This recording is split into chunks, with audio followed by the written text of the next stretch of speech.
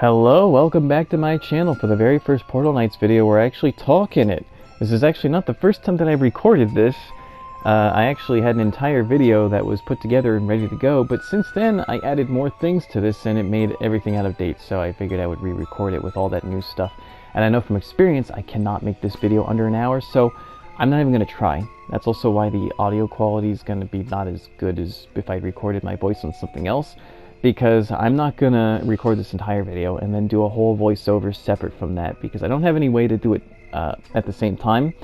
And going through an entire hour plus video with a whole separate voice recording for what I might have said while I was recording this, I'm not going to do that.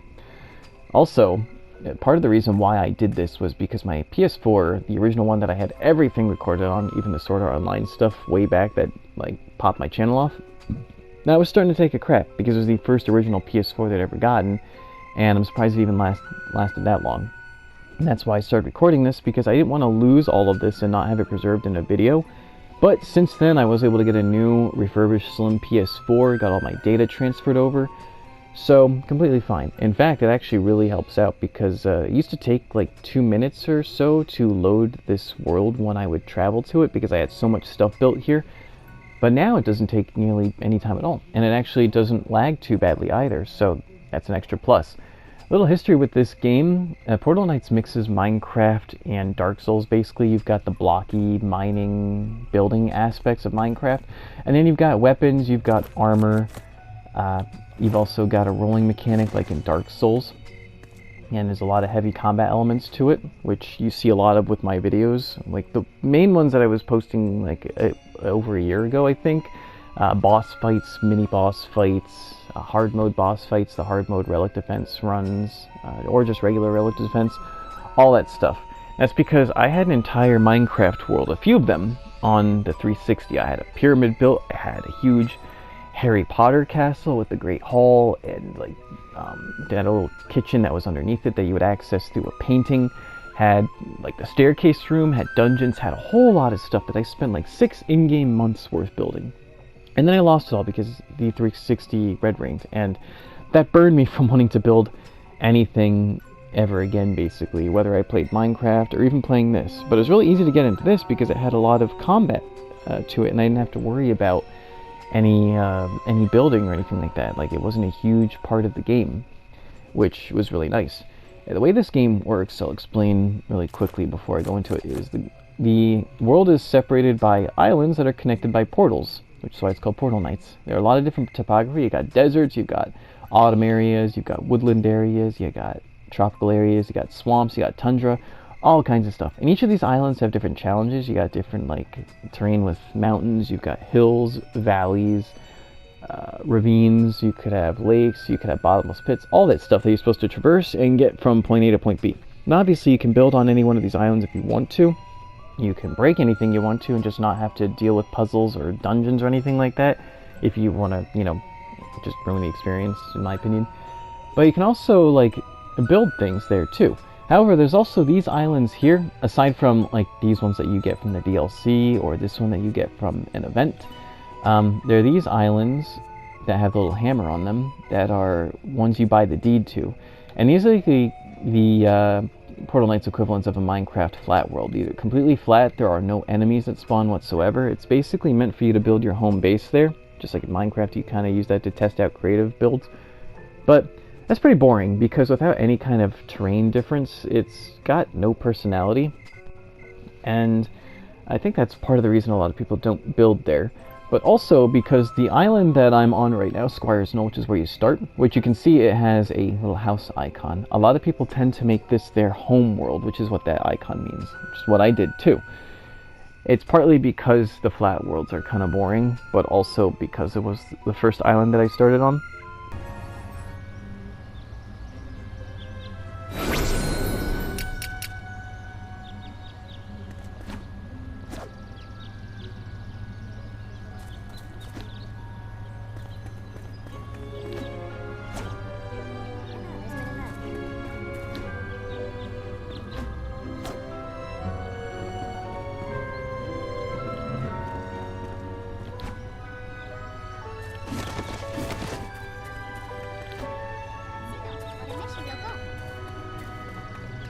ting knapote. Unto simantan.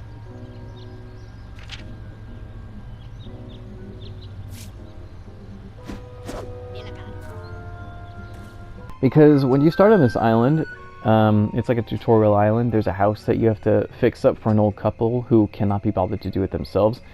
And a lot of people just decide to stay here because they're like, well, I've already got a house that I've fixed up. It's got a little garden, a place where I can put crops, so why not just stay there? Which was my reasoning too, because I didn't really feel like building anything too much. And I was like, well, I already have this house. I can build and fix it without investing too much time or heart into it. And that'll be fine for me. Maybe I could expand it a little bit to have my chests and whatnot, and that's good enough, and I'll just play through the game. And that was good for a while. But my girlfriend who had got me into this game, and my mom who I got into this game, who I also had gotten into Minecraft, they had some pretty impressive builds. My girlfriend has a huge house that, like, this teleport pad here is inside of. So as soon as you teleport there, you're just inside the house, and it's beautiful. Not the best looking from the outside, but that's not the point. And then my mom, she really popped off in here. She had a huge community built on her island, which the same as me was the home island that she just made her home. She had a barn. She had a nice house that was done up with a few layers and tiers. She had a church. She had a zoo. She had a graveyard. She had a blacksmith shop. She had a fountain. She had a tavern, or a pub, I guess, bar, whatever, and a Frankenstein-like area. And a lot of those were also either I helped to build those, or they were built by me. Because even though I was burnt from wanting to build things, I didn't mind doing it if I was with someone else and helping them. So the church I built completely myself. It was fashioned after the Great Hall. I might show that in a later video, like all the stuff that she has built. But that was meant to have a few purposes. It was meant to store like all the gems. It was meant to have a place for the altar, which is where you do your mage crafting. It was meant to house the wedding DLC stuff. And it was just a way that I could kind of bring back that design. And I did pretty good without having any visual cues for that mainly. And I helped with the Frankenstein tower. I built up the house a few layers. She put the furniture in it, obviously. But there was a lot of things that I helped with, and it got me into wanting to do, like, all of that together got me into wanting to do something with my world, because it was kind of small and pathetic. So I built my house up and turned it into a meme trophy house, which you're going to see them. And I did some different terrain changes, which you'll see. But after that, I didn't really do too much until I also, that's right, I did have a statue-like structure built that you'll also see. But for the longest time then, that was basically it. I was proud of that for the most part, but it was not really much of a community world. It was just a meme world, basically, a place where I had different random structures that, you know, you wouldn't really have in a community. But then when the Spring Festival event happened, which was in, was it March or something like that, my girlfriend had started the game up again and wanted to play. And I played with her as well, and that's when we saw the event, and we did it, and it was really cool because I didn't know that the game still supported the seasonal events. I thought it was just the normal events. Although I could have thought of, I didn't realize that with the Easter one, because that's just going on all the time. There's always eggs in Fort Finch. But this Spring Festival event had a lot of oriental things, like armor pieces. It had statues and other pieces of furniture. A lot of Chinese inspiration, maybe some Japanese, and that might just be me. But it made me want to build some more things, because a common thing you're going to see with all these structures is, history behind it is I found a piece of furniture and I wanted to use it, so I built an entire biome or a huge structure just so I could use that one piece of furniture. And that's basically what I did when I did the Spring Festival event. I built an entire temple for that. And then I went and I changed the time on my PS4 so that I could try out the Christmas and the Halloween events, and I did the same thing with that too. I built some things for that. And then I just kept going and going and going to now what you're about to see. So, with all of that out of the way, let me just show you my Squire's Knoll. Right off the bat, you're going to see I got water here. And Squire's Knoll, if you've played this game at all, or just if I included a video of like what Squire's Knoll basically looks like at the start, there's no water whatsoever. Let's take a look around here, just really briefly, so you can see what you're going to get into. Right off the bat, though, I dug a moat that was all the way originally from one side to the other. However, I expanded the world, so that's no longer the case. It does go all the way down, though, so if I break the bottom block, it would go into the void and it would drain everything, which took me a day to fill with water. And the entire reason that I made this moat was, found a drawbridge and I wanted to use it. Before I realized there were other ways that you can get across here. You don't need necessarily, like, well, yeah. I didn't know you had high jump pants or double jump or cape of wings or certain other pets, so yeah. I kept this though because it looks cool. Also adorning this, I have 2 DLC armor sets, which are a gold and silver robot, kind of like looking over this as a sentry. They also have golden woe and the titanium masterwork broadsword, just to match the aesthetics. One's a drop and the other's a weapon you forge, but fits perfectly with the design I wanted. So there's a lot of reasons or symbolism or things like that I have in all my builds. You'll see later. And then with my main house, you can see here, well, here, first off, you can see the original house's size and shape right here. You can see the expansion I built, and then the second and third floor along with the roof. And I turned this into a giant obsidian dragon head. Like I said, this is basically my trophy house, not one meant to be lived in. And one of the things that I added to this after recording the first video was a lot of animals. These were already here, but I did change some things up. But I call it the wildlife expansion. You're going to see all over the place what I mean. Hopefully I don't forget anything. But yeah, I got some woodland creatures out in front here. Got some little creatures in the pond. Now this, I do have the rat wheel just kind of sitting out here, sold by that guy who also sells some pets too. Got a lot of shop owners here for different things. Other ones though, I have hidden underground, which allows the animals to still stay above ground, which you'll see them all over the place though. Got some wagons here that you buy from Landlubber's Leap, just so I can have these chests which house my stone dust, the first 2 ambers in the game, and then you got the cut stones in the last 2 ambers in the game. Then you got this little shop wagon here, which you get from Fuzzy Crimps McCuddleflips, I think his name is, from the Rift DLC. He is somewhere here, just not right here. I relocated him. And then, yeah, like I said, he sells rat wheels and other things like that. But yeah, I got this to give a little caravan look. Then I've got, well, actually I'll show this first. Got the crops sitting here. Got an NPC who's tilling to it, just so I can sell stuff to or buy stuff from. This is to look like just wheat or corn, because it's very classic look. I don't really have a purpose for it. These two, however, are very important. Silk and cotton for different things that you have to craft. So I got this farm here. As well as these chests for holding seeds or for holding the hoe and the plants. And then, yeah, I got the parrots that are flying around. They're kind of stuck up there. They sometimes do that, but I've got them in a rat wheel that's hidden underneath here somewhere. I got a keg here, which made a lot more sense when this was made of wood, but I just kind of kept it because I didn't really have any, but now I do in other structures, but hey, I just kept it.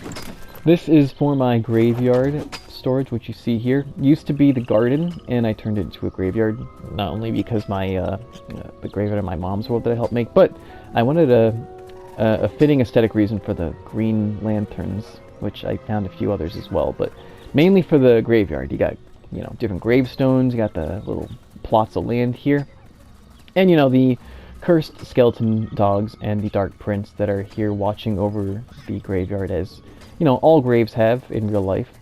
And you got the skeleton armor set on a mannequin that you get from the Halloween event, as well as the cape of bones here to fit that. You got this shop owner who sells some explosive stuff, and he just looks like the type of person you would see selling stuff in a graveyard, like very shady. And then you've got jack-o'-lanterns I've got in a few different spots here from the Halloween event. You got the skull trophies, as well as a little skull banner. Everything fitting that aesthetic. Before I go inside the house or do anything more, I do want to show this off here. Oh, also, I kind of made the portal look a little nicer from both sides very recently, just because it just kind of looked like it was just sitting there, and I wanted something to make it more fitting. But I got this little underground area. This looked a lot different, by the way. This hill did not exist. I had to, like, build this myself. I think this was a fissure, which I built over, so, like, I completely changed the land in a lot of places, to the point where even I forget at times what it used to look like. We got two pirate trophies here. That's there's no reason for that whatsoever. Nothing. Got some of my excess trophies here that I didn't have anywhere to fit, like store here. And then I got this little alcove here, specifically for this one guy who sells some ingredients that I find really important. Mainly like the flammable liquid and these two for crafting different things. And he comes from a celestial island that's more like out in space. So I wanted to give him a place that fits that aesthetic. Got a lot of purples and blues, very like otherworldly. Got a rogue crafting station, because it's just fancy and it fits any kind of domestic looking place. Got a literal cosmic cat. And you got a alchemy lab back here with some bottles to fit the aesthetic too. Just a place that he can feel at home with. And this, of course, then comes out to the other side, where you might see I got a beach and a lake that I filled in with water as well. We'll get to that later. A little pirate flag. Again, no reason for that whatsoever. I want to keep a look at the outside of the house real quick. Got some more trophies. Got the Night Hunter trophy here. That's actually the gold version. He's the second mini-boss in the game in the swamp area. When you beat him, you get an iron trophy, but then you can fight the summoned version, which is a little stronger, gives you the gold one. I've got those both in different places throughout. Actually, I think I can get up here just to show off the iron one that I have sitting here. So that's the original trophy. And then if you saw, oh, by the way, I also got the All Watcher trophies sitting here. Got the gold one and the titanium. I've got them hidden in a lot of places. This one was kind of easy to see at, during the day, but there's a few in places that you might miss them if I don't point them out. I might even miss them too, so keep an eye out for those. And then at the front here, we've got 3 other trophies. We've got the Ancient Worm, who's the first boss in the game. We've got the Dragon Queen, which is the second boss in the game. And the Hollow King, which is the final boss. Green Lantern's here because he's Earth Element. Red because she's Fire. And purple because he's Dark. Again, there's a lot of reasoning, symbolism, things like that behind the things that I do. And then I got a random picnic table here because why not? This is actually a table you get from a post-game quest that you do after you beat the final boss. And then got some little walkway here. I had some different animals here, but I filled this up with dogs because it made a lot more sense. Had a monkey, which I moved somewhere else. But yeah, I got various different dogs here. Also, more symbolism. Oh, got some chests here, by the way. This has some of the basic blocks. I have other blocks that are either like all wooden blocks in a chest or various dirt and stone blocks, things like that, because one titanium chest can't hold every block in this game. It's too much. Then you got outdoor furniture here. You got banners. You got stone furniture and cages, things like that. Then I got a chest that doesn't show how much I play this game. Got all the portal stones and the shards. Got water and different water essences. Then various enemy drops that I have stored here, as well as just different like cloth, linen, silk, and gossamer, all the different like cloth materials you need to build with. And I think before I go inside, actually, I want to show the garden out here. Oh yeah, I got a campsite in a few different places you'll see. That's something I added recently too, just to give some random life to this world. This goes down to the lakefront. Yeah, I've got a little garden / little park area here. I think that I built this originally just so I had a place that I could put this statue. You'll see later. I think I'd shown this later in a different video of this, but I figured I'd just show this now. I got some more of these statues sitting up front here. And I think she sells mushrooms, things like that. But yeah, I got her sitting out here. I had an NPC that was sitting here originally, but these spore pets kept getting stuck on him. So I moved them. This was a spot that I had for my... this is like a nature area where I have the druid crafting station. Because originally this and the anvil, which is for the warrior, and the workbench was just sitting out in front of my house. I had nowhere thematic for it to go. So slowly I started building things where they could go. And yeah, I got the Slime Queen trophy, which is the very first boss in the game. This is the iron version, so it's the little stronger version. That's all 3 of those trophies, but I have them elsewhere as well. And got some more birds, and you got the birds and the bees here. I think I have it hidden underground somewhere around here. And you'll see a bunch of these golem sentry hedges throughout, like kind of acting as guards. Got a little stone bench. And yeah, I have these spores here because my druid's pets are spores. They're kind of like fitting with nature, so it's like his pet basically. But that's why I have them with his crafting station. And got another campsite over here. Got some more pets. A little T-Rex here, some frogs, and a duck. I think I had a snake here. Oh yeah, there he is, little blue snake. I moved the other two snakes somewhere else. But before I go anywhere else and get too carried away, actually, one last thing I can show. Like I said, in my mom's world, I put the wedding DLC stuff inside of the church. I got another campsite here. But here, I built it just right outside in the backyard. And a little tiny lake before I actually had a big lake built in front of the house. This is the guy that you get all this wedding stuff from. He sells it to you. He was originally inside my house, and then I moved him out here. Get her from Glimmer Glen and him from Hintertown, but they just kind of fit here. It's also a spot where I could put this Feanor DLC throne. I just kind of sit here and I judge your wedding. I tell you whether or not you should get married or if you're going to lose half your crap.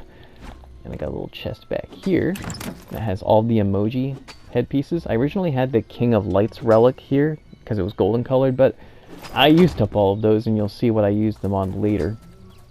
And then I got some little teddy bear hedges here. That's my entire wedding area. Just a place where I could put that. I have it on. Well, I'll show that stuff later. I don't want to get too ahead of myself. Place where I can also put these different DLC packet banners. Now going into the... Oh yeah, I also have these advanced mummy statues here, fitting for the graveyard. Just things that I wanted to use these when I first got them, and then I just kept getting them. So now I have more than I know what to do with. But like I said, I have a lot of reasoning and thematics for stuff. So this is the Bitter Root Battlefield trophy that you get. It's a relic defense map. When you do it on hard mode, the boss has a chance to drop this trophy. There's 3 different relic defense maps. This one is I would consider the easiest one. When you do them on hard mode, though, everything is level 35, so it's more like it's just easier because it's a smaller area. But that's on the first floor. You'll see the others later. Same as well, I've got the Ancient Worm trophy down here because he is the very first boss. By the way, Electro Worm drops it. Go figure. And yeah, you'll see what I mean by not the most comfortable looking. The lighting is not very like warm and inviting. Everything is very cold and dungeon looking. I even asked my girlfriend to decorate this place to try to add some warmth to it, and I wanted her to be able to have her little touch added to it as well. So like things like this is her doing. This stuff is her doing. The lighting is not her doing. The statues are not her doing. This is hers that she did. Everything else, though, like another rogue station here. It's like the first one that I'd shown, but this was the first one that I built. This is the most fitting place for it, just inside of a house. Very domestic looking, very stylish. I also have a mannequin for every single class in the game, which is 5, scattered throughout this. So you got the mage here, who's got my favorite mage armor set with the golden light element wand sitting on top of the blue block, because that stands for intelligence if you've played a lot of RPGs, things like that. This is the ranger set, which is a crack shot armor piece. It's got a golden bow and is sitting on top of a green block because of dex. And then in these chests I got like extra pets that I still had left, as well as some more like outdoorsy furniture here. Smaller indoorsy furniture that you would put on tables in here. And then this was for like extra stuff that I couldn't fit anywhere else. And then here's where I have all of my my wisps, my scrolls, got traps, totems, things like that, which I'm still filling up. A little table there for decoration, and a lot of trophies are sitting on the wall, mostly like the rarer ones that at the time they were very rare for me, but now I've got way too many of them. That's the first level. Oh, also, this is another trophy, just like the relic defense ones out there. This is the Rift DLC trophy. This is for the low Rift. There's no like easy or hard mode or anything. There's just a low, medium, and high Rift, which get a little harder as you go up. And this one's for the low. You have to buy it with a lot of Rift crystals, so you got to play decently well to get it. But yeah, you'll see more of these throughout the house. Going up then to the second floor, you've got my kitchen / dining room area, which is, yes, it is inside of the dragon's mouth, if I can kind of see a little bit here. But yeah, got a dining room, nice fancy dining room set here with Yizme. She also sells some armor pieces, but she's like my maid.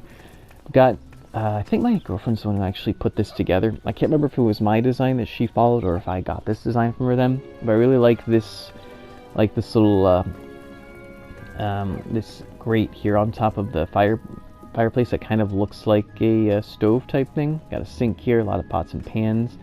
Then you got the Dragon Queen, which is very fitting for a hot, fiery structure like this. Again, the second boss on the second level, dropped by Arctic Dragon Countess, go figure. Then this is where I have the furnace, because it's very fitting for, you know, this area here where I can forge all my stuff. And right across from it, I've got coal to use for the forge, and this is where I store all of my wood, if I had more. I don't know why I have this here, because honestly I have this in other places. This was the first place I'd put it, and I just never moved it. Then here you've got the Middle Rift trophy. Again, it fits the aesthetic here, because this whole place is kind of like orangish and red, whereas down there it was like more blue, so that greenish one kind of fits. But then also you've got the Fall Town Square Relic Defense trophy. That's the the medium difficulty one that you get from the boss on hard mode. And then this is all of the different class trophies, or most of them, or not trophies, statues. You got the Warrior, you've got the Rogue, you've got the Ranger, well, the regular one, the one outside here, that was the second one that I didn't know what to do with. And then you got the Mage. And there was none for the Druid for some reason, I don't know why, so that's why I put the Mannequin one here. He's got the Golden Witch Doctor set, it's like my favorite one, I love this headpiece. He's also got the Staff of the Archfiend's Eye, which is a very advanced weapon that you, when you do the hard mode relic defenses, aside from a trophy, you could also get one of any of the different 5 classes hard mode weapon drops. So this one's for the Druid, 208 damage, really high. And you don't have to be the Druid to do that, it's just more likely to get it from them. Just like you get this one for the Rogue, Sickles of Purest Loathing. I can put it on here, why not? Just to show them off. But you will see them later on. And yeah, he's sitting on top of a red block, by the way, because he is a strength character. Also got a telescope here so I can look out onto... This looks like it's reflecting dirt and grass. I don't know where that's coming from. I don't know what this shows. Probably the sky. That's actually somewhat fitting, but that's not my world. So yeah, it's just already pre-built. And then finally, going up to the top floor. Well, I guess not the top floor, but the top room. We've got the bedroom, my most fancy place, which I made some changes to. Again, got some cats here, one that's definitely not trying to show off. Got some fancy paintings, and since this is the top room, we've got the High Rift trophy, as well as the Hollow King statue dropped by the King of Light. Again, go figure. Then we've got the entire mining set. The reason why that one's special is because it actually offers stat boosts, mining damage, so you can break stuff a lot quicker. Now, you cannot give tools to mannequins, so instead of a pickaxe, I gave him the Beastbane hammer drop because it looks like it could break some stone. Look at those teeth. Then more of the same, got some more like rare statues, just used to decorate the place, some different glowing core blocks. This one's the electro core block. Then you've got the Warrior Mannequin and Rogue Mannequin, which are, this is my favorite class, and you've got like the main poster child class. So we've got the golden armor set with the golden axe, and this is my favorite armor set, as you can see here. And the golden daggers sitting on top of green for dex and red for strength. Then we've got the drafting table, which you use to craft various different types of furniture, which is very fitting for a bedroom, place where you can exercise your creative mind.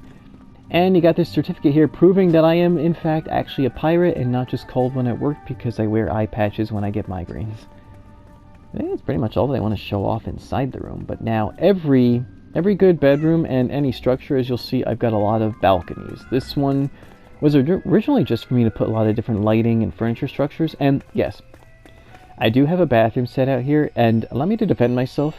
If you're living, I'm living here by myself for the most part. Well, my girlfriend does have a house here, but like, if anyone is anywhere but on this balcony or up above, they're not going to see you doing your business or taking a bath. They're down there. They're busy enjoying the scenery, enjoying the sights. They can't see you. Meanwhile, you get to look at the stars and have all this nice view. You get to see that really cool tower there, which we'll go to later. You get to see a lighthouse. Get to see everything while you're...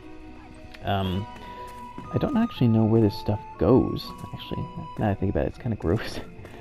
Also, over here, we've got... I do have a main place for all my armors, but this is for my overflow armor. Stuff that I couldn't bring myself to get rid of. I don't know why I'm a pack rat like that. I've also got this complete eyesore and blight on the fashion world. The reason why I have a mannequin with this specific set is because this is the highest melee DPS set in the game. You got Outlaw Hunt with multi-strike chance, which means a chance for you to deal additional hits on your attack, and it adds an additional strike when you trigger multi-strike. Same thing with the armor, 5% chance with more strikes. This just gives plus 90 melee damage, but you could replace with like High Reaper gloves, which is like plus 5 or 6 or 8 crit percent chance. Then you've got the pants, which do the same thing, multi-strike chance and strikes, and the Ring of Divine Protection, which does the same thing. So on all the videos where I kill bosses ridiculously fast, these are mainly what I'm wearing, these things here. Gloves can vary, but I did use that and then different gloves. Plus, you know, it might look really ugly, but does that really matter when you can just, I mean, look at this. This is a complete travesty, but it looks like this. Something that they could have done with Dark Souls or even Minecraft, just vanity armor. Really great addition to this game, probably one of the best. And then I've got various banners that you can kind of see from this side.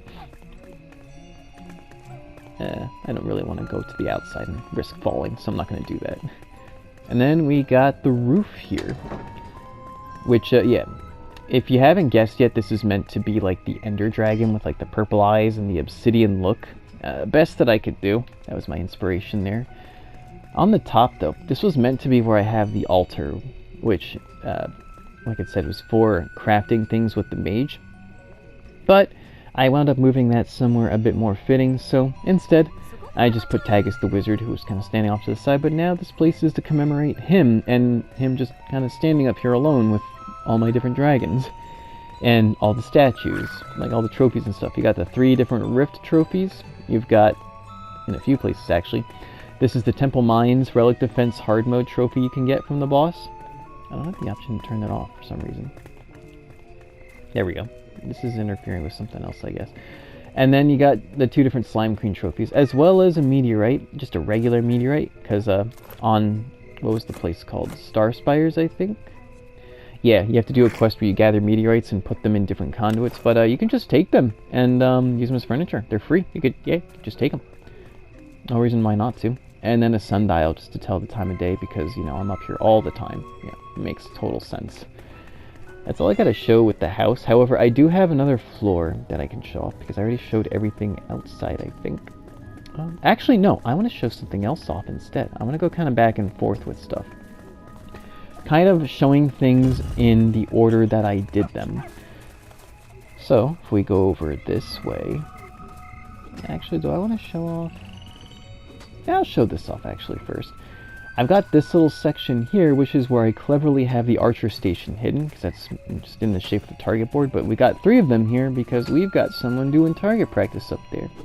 Someone who volunteered to come here of her own volition. I definitely didn't kidnap her. Also, yeah, some more pirate symbolism. No reason. Now if you go to the top here, this is just a place where I originally had chests up here, but now this is just for to give a reason why I have those there, you know, because she's playing target practice. That's basically what I've got here for now that you will see. You'll see more then. Also, I've got these, as you saw, like spread throughout the entire island, just because I really love these lights. They just look very fancy. I think they're supposed to be like Japanese themed or Chinese themed. I don't know, but I love them regardless. So yeah, if I go over here, you will see that I've got a... This walkway didn't exist before, but this did. This is one of my oldest structures, which is a giant spider, or in this game they're called araculas. They only have 6 legs. I don't know how I managed to do this. I had no frame of reference, just built what I could do to look as much like the spiders in this game as I could. And the reason I did that was just because these banners here that you get from the Spider Cave event, and I wanted to put them up, and I wanted something for them to symbolize. See, I got my own little Black Widow symbol here. Another campsite that I built over there recently. But there's also another reason why I have this built. Like, a lot of things have multi-purpose. Got the fangs there, or the pedipalps, spider eyes, which originally took me a while to get, because I was waiting for Spider Cave events to spawn to get green lanterns before I found a way to get them like crazy. Then we've got these little different worm. This is from the Electro Worm, and this pet is from the Ancient Worm. I think they're just called Apple Worm, and I forget what the other one was, like maybe the Electro or the Quartz Worm pet, something like that, but yeah, I got them hidden under here. But down here, Got a whole cave built underneath my spider with a lot of spider symbolism. A place where I put all my spider trophies and cobwebs. The reason why this is down here is because this is where I put all of my spider shapeshifts for the druid. So you got the poison spider 1, level 2, level 3, sun spider, fire spider, sun spider level 2, things like that. Again, I don't really have a reason to keep all those spiders, but I like to hoard things like a pack rat.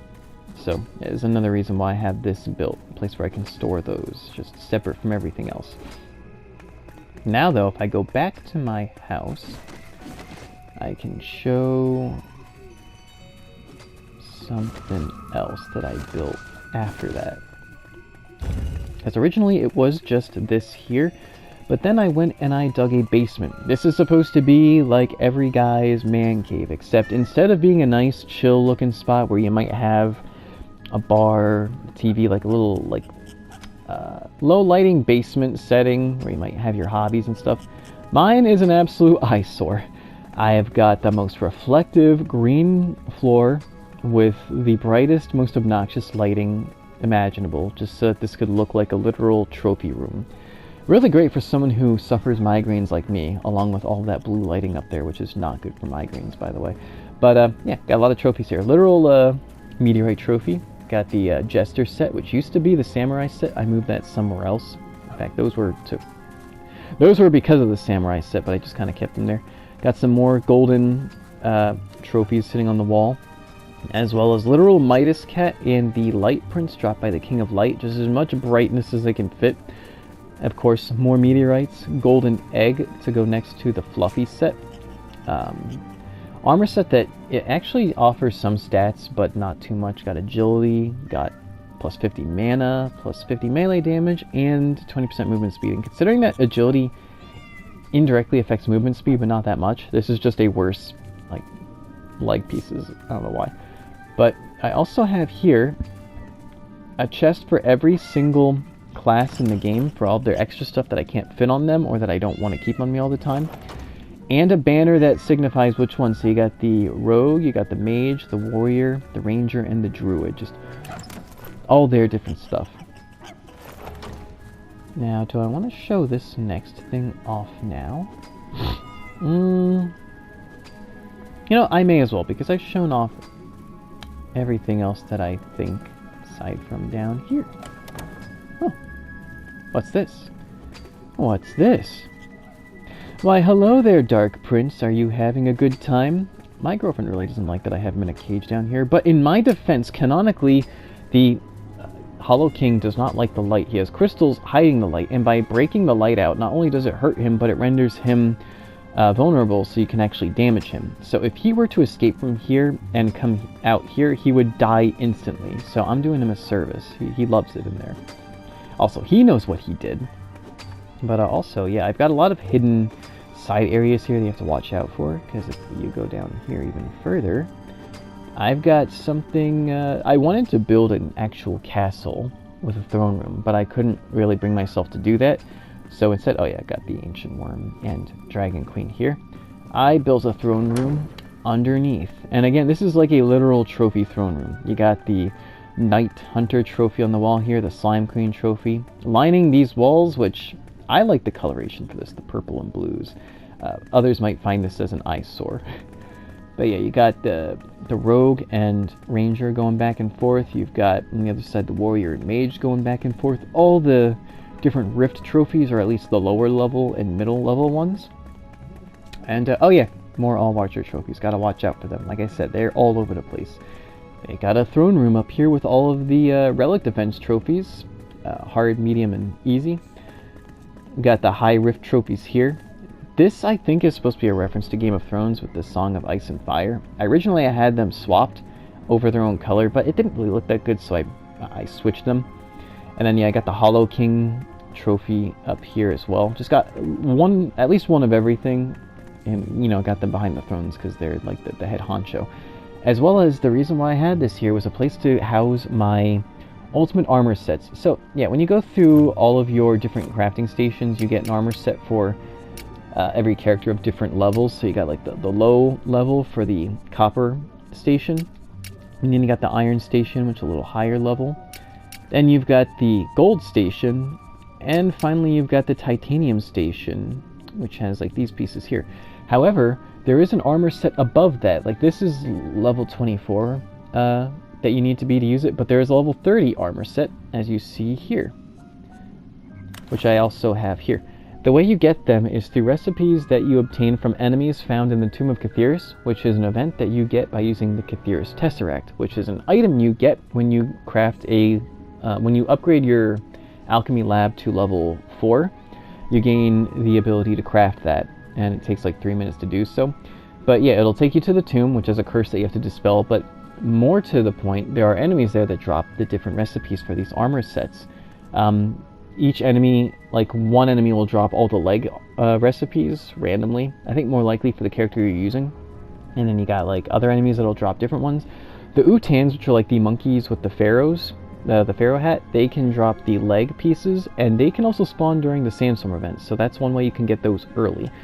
And then there are giant epic chests hidden in the tomb, which have various different high-level rewards, which include recipes for the weapons, which are that one there, or like the daggers that I have here. Actually, I can show that off. They are 202 damage, different from these ones, which share the same exact model, which are 208 damage, which come from the hard mode bosses. I just like the way this one looks. So yeah, every character gets one of those, and I can go into how I have these set up. Here you've got the two strength characters on one side. You've got the warrior and the druid. Then on the right side, you've got the two dex characters. That's the symmetry I've got going on there. You've got the rogue and the ranger. And in the middle, you've got the neutral int character. Then you've got the pose here is... I got mirroring poses. So you've got the arm, like with the arm jutting out on the very edge, and this one just standing with the arms out to the side like this.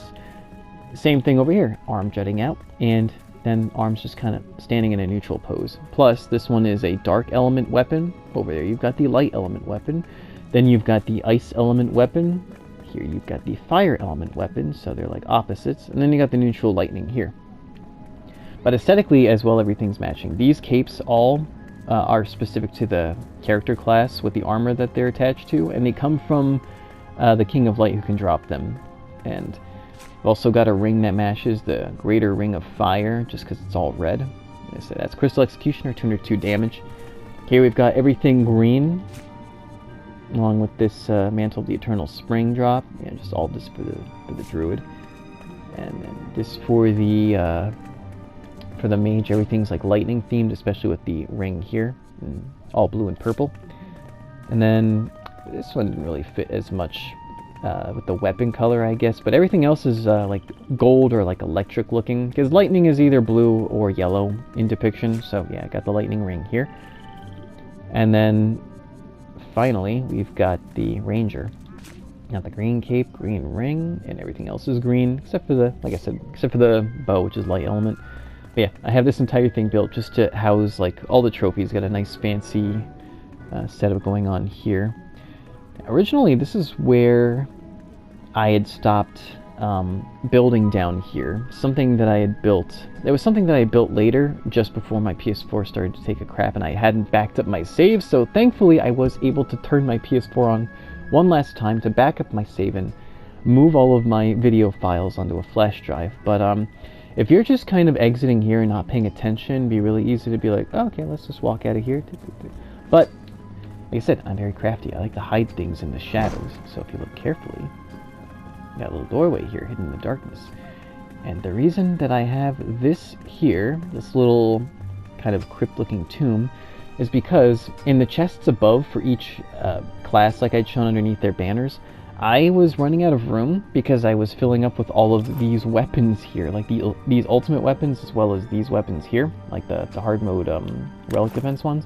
So I wanted a place specifically just to store them as like a trophy in itself, just to show how much of them I got. So yeah, this is for the rogue. I don't remember why I crafted two of these, to be honest. And then this is for the ranger. You can see here, well actually I can even show it off this way, just to show how they share the same exact model.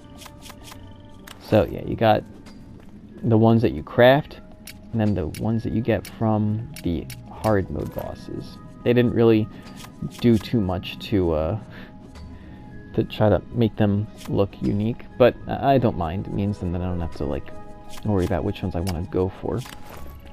And then this one is for Druid. Got all the different sickles. Mage one is empty because I don't really like using the mage to fight the bosses, even though I've done it before. I just don't do it too much. Then this one for the warrior. Like I said, I fought the King of Light a lot trying to get all the capes for different things. I already had one of each cape, at least for the characters, but I wanted them for other stuff that you'll see in another video. And then this one is just to house all of the relic defense hard mode weapon drops. You got basically everything you can see except for, you did see the druids, but yeah, here's the axe for the warrior, the hand for the mage, and then yeah, the sickles for the rogue. The only one that you can't see right now is the one for the ranger, but you'll see that in another video. But yeah, I built this very last minute just to house these things, and it actually took me a decent amount of time because I had no idea what I wanted to do with this. But I'm proud with how this turned out. It looks fitting for something that's like both fancy but not too over the top, like this room here. I really didn't want there to be any indication that this was here, so I wanted to make sure the light that was in there did not reach for you to see as you're exiting here, so that people just walk right past it. Just like in Dark Souls, they have a lot of details that you might completely miss because they add it subtly, but if you do find it, then it just adds another level of appreciation for it. So here I've got some aesthetic rings hiding. I forget if I have one on this character. I used to, but I didn't bother with it. And then here's where I have just overflow Easter eggs, just if I wanted to build more golden eggs for whatever reason, which I don't think I ever will.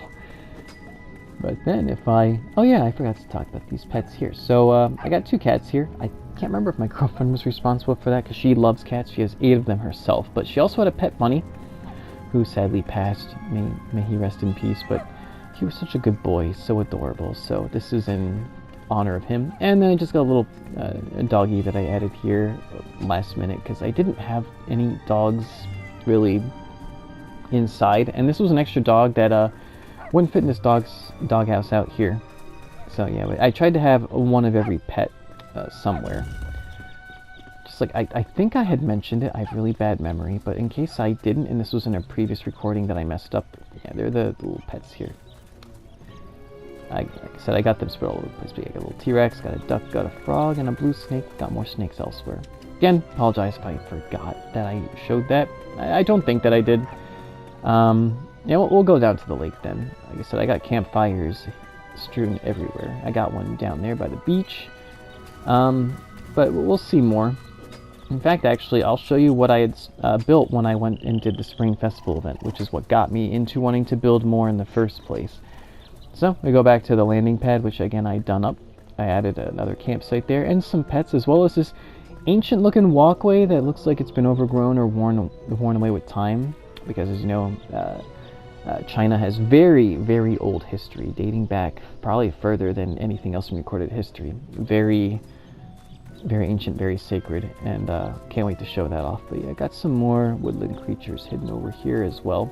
Just again, to add life to this place, because I don't really have many enemies spawning anymore because of all of the structures that I built. Yeah, right away, boom, got jade stone lion statues in front of this Chinese temple. Everything is from this event. You got the bamboo flooring, polished jade stone flooring, bamboo furniture. You got I think this is like a Chinese like straw hat. I know this is a Japanese style samurai with a Japanese sword, but again, this is a more fitting place for me to have it than in my basement. This doghouse is supposed to represent like the Japanese shrines that kind of have this look. It's the closest thing I could get to. I really tried.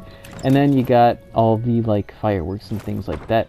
You got these 2 Mandarin armor sets that you get from the hollows that have the Mandarin hats, at least, that spawn at night in those events. If you're lucky enough to get them. Got the black set and the blue set, along with a fitting like light ring to go with the gold, and what was it, the water element dragon fist to go with the blue. And then a dark ring and a light element fist to go with the white. And I got a jade dragon statue here, along with just the dragon queen as well, and 2 of the Chinese little emperor dragon pets. And like I said, there are a lot of different blocks in here that I could not fit just in that main chest. So we've got the polished, or no, we got the raw jade stone blocks in this chest, and the polished jade stone blocks here. As well as I got a little panda preserve back here. Originally I had this room 1 block in, and all of the pandas just kept walking against the wall, because if they touch the wall, they get stuck there. So, since recording the first video, I expanded this so that that wouldn't happen, and you could actually see them getting to walk around and enjoy their little preserve. Now, I have the one sitting out there. He's a bit more free, but also a bit more in danger, but I wanted a place to put him because I had an extra panda pet. And there's a little bit more that I have to show, at least for the outside here, something that I recently added. So that's a garden that is originally in this map from the start. I didn't touch that. I left that one alone. Also, I don't know, little teddy bear hedge statue here. Yeah, I got this little area. I did, I think, add these. These were not here originally. But yeah, I got the garden here. I did add one thing, though. I turned it into my little monkey forest. So it's got every monkey except for the pirate one, which I have somewhere else. But yeah, you've got the yellow, red, white, brown, the brown-white monkey, everything. As well as, I also have a little cave here with, again, a little campfire. Got some camp wood. A lot of stuff like that hidden throughout here. That one doesn't really have a huge reason for it. But I got it there for just a little bit of personality. Come walk around. Actually, you know what? I think I'm getting close to an hour, so let me just... And we're back! So, yeah, I'm not going to go show that off just yet. I'm going to show things in a little bit of a different order. Because I did those things later, so I'm trying to go in the order that I did stuff. Which I guess I could show off this next. So this is my Christmas town, which I did completely because I got all that, there was some like piece of Christmas furniture. You can see the candy cane lamps there, but also armor sets. Built this entire walkway because this used to be just like a hill, and my camp set was like sitting right here. But then I added like this little fountain here, which then I added this this snow crystal statue thing. So during all of the different, I don't know if one's showing right now, no, but there's various different storm events. There's the sandstorm, like I mentioned, with the Utans. There's the electro storm, there's the tropical rainstorm, and the snowstorm. You have to destroy 3 crystals which are causing the storm. The place has like really insane weather effects going on while the event's going on. And when you destroy the crystals, they will drop an energy crystal, but they can also drop the trophy. So the first one that I gotten was actually the electro trophy, I believe, and that's where I put here. But when I realized that those trophies existed, I wanted to get all the other trophies, and I wanted to expand my world to build different places to house them, which is why I built pretty much all of this stuff here, at least most of it. And when I got the snow one, that's when I put it here, because it's more fitting in this place, and I put the electric one somewhere else. But yeah, I originally had every block here, this electro core block. It doesn't work. It doesn't count as a solid block, so all of the water was just flowing right through it, which was really annoying. It doesn't count. It does count as a solid block though for corners, because otherwise water kind of dips here and keeps flowing into the corner if you do this, for instance. It's actually not doing that now, but normally, yeah, if you don't have anything in a corner there, the water will just kind of dip into it, and it looks really annoying. But I wanted to have some of these blocks here because they do emit their own light. These do not, but unfortunately, I couldn't make them all, electro core blocks, sadly. But yeah, I have everything here is white concrete to look like snow. Very clever, I know. Thank you, thank you. And yeah, I got other NPCs here. She's tilling this permafrost ground. Got frost lilies here decorating this house. I can also look around the back real quick. This house got a little, maybe an alcohol keg, I'm not entirely sure. Got a Utan statue there with some firewood. Don't know why I have it there with no door in the back. This house is just inspired off of the houses that are in the Christmas event. Not completely copied. That building up there I did technically copy. As well, there are these festive trees that grow there that you can get the seeds for, but it's completely pointless because those seeds don't even grow in tundra biomes. They only grow in the land where the event is, and those events don't last. So I had to build my own Christmas tree instead with a bunch of different lamps and green crystal blocks, but I did my best, and then I managed to get a bunch of presents. If you break these, there's a chance you will get the present from it, so if I were to break this right now, I might not do that. You can get like various blocks or furniture pieces or dolls, things like that. So yeah, I have these strewn throughout. Got a lot of red and green lighting. Got more frost lilies here. And I got this little igloo here, which has all of my... Okay, they're all stuck against the wall for some reason. I might have to fix that later. But yeah, sometimes they actually do like venture out on top here, but it's all my little my reindeer pets. Let's do this actually. I can quick fix this.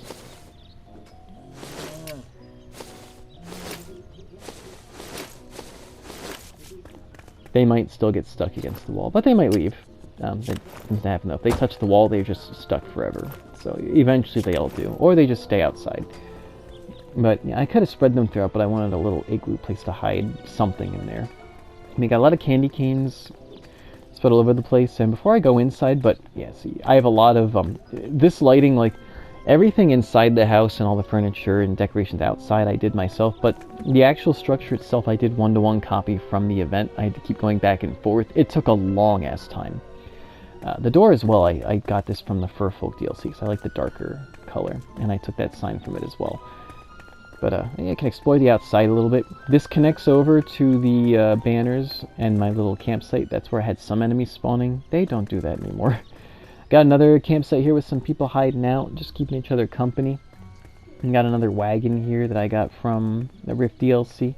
Can go around back here. Got another keg. This is totally not alcohol. This is sweet candy juice that Santa really loves. Yeah. Also, I added this myself. I don't think there was a overhang with a little, like, stable, but this is where Santa keeps all of his reindeer. There's no Rudolph, sadly, except for the little pet. Got a little mouse there as well. And just a bunch of different stuff to give this some personality. Got a back door there, but we're not going to use that. This is what I added that wasn't there originally. Again, like this stuff, oh yeah, this I just added too, because I wanted a place to put this. Because technically, there's kind of a library in there. We can actually go inside. And I can show you what it looks like. Originally, if you go in here, the floor is all just stone bricks as well, and it's completely dark. So I took some liberties with this. Also, yeah, you can see a little. I completely passed this. Oh, I didn't even go inside here. Where are my manners? Also, yeah, I added this a little bit myself. It's not frozen because reasons. But yeah, got these different elf mannequins.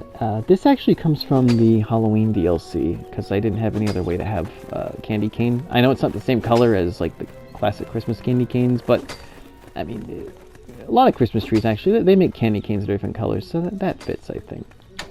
Now, like I said originally, like that house, my dragon house, was the old couple's house that I'd fixed up. As you notice, though, the old couple is not there. I kind of kicked them out. They were just kind of standing outside for a while before I moved them to the wedding area. But again, they were stuck outside. So in order to repay them, I thought that I would give them their own house. So now they are sitting, or standing, I guess, happily in here. Well, we'll see how happily exactly you'll see them. But yeah, I got a stove set here. I made with stone. I got some used dishes, things like that. Little classic furniture, just to show that I can make a house that looks normal and warm and cozy, and not just my stupid like dragon meme trophy house that you don't want to stay in too long. And then I got another furnace over here, stove. And go to the second floor. Their beds are separated. I don't know if that's because they're separated after some marital problems, or maybe because that's just, you know, how I built it. You know, the details that we don't need to worry about. Got a little study up here. This is a place where I have stored all of my main big furniture pieces. So before I showed like the little things you would put on tables, this is the actual tables and things like that. Of course, I'm missing some pieces. I would need to upgrade this to titanium if I wanted to actually fit everything. But for now, I don't really need that, so I'm not going to worry about that. Now, though, I guess we can go inside the main house. Actually, this is perfect. We can see how things are lit up. Well, for the most part. You can even see the lighting of the little tavern there. And my lighthouse as well. And my meme house. You can see the dragon head. Actually, if I go up top there, which I failed to do the first time, I'll show you how it looks like a dragon. I could even probably show it from here, to be honest. Yeah, I could do that from the outside. Actually, if I do show this, I may as well. This took some time for me to farm, but up top you see I've got red and green spores, which are to represent Christmas. And I have that on both sides, but you can't see the others as well. And they're meant to be seen from the ground level, but they don't show from a certain distance, which is really annoying. I didn't realize that before I'd started farming for all that. But let's go inside to show what I did with the place. Again, I've got a lot of these mannequins here with these different... I can show you what the weapon is. So 160 damage, which comes from the resummoned Night Hunter. Well, that's not where the weapon comes from, but that's where you get that tier of weapon. Or just from the original All Watcher. These are actually crafted from 299 candy corn pieces, which you get by killing enemies with these different Halloween weapons, or in the actual Halloween event area. So yeah, it took a lot of candy corn to make all of these. We got a little offshoot room here. I don't know why he keeps spawning inside, but you know what, you can chill as long as you don't crap on the floor. Again, I added this myself, a little Christmas tree rug. Also this Christmas coloring added as well. Again, there was like no decoration in here whatsoever. And a working fireplace. Place to store my torn Santa hats and my snowballs, which never melt for some reason. Another place to store all the candy. Like, I didn't have anywhere to store the Halloween candy, but it just seemed like Santa's place would be a place that would have a lot of sweets. No idea what's going to put in there. Also, like, just random presents scattered throughout this place, too. It's got, what, the sour sticks? Yeah. And if we go over to this side, we got another tiny Christmas tree with a light that I wanted to put in here as well. Got another rogue station, just because they fit here so well. Again, just got some more fancy furniture. Yeah, got some decorations there, got some presents. I think here, yeah, I got some more candy. Here I've got presents that I had nowhere to put.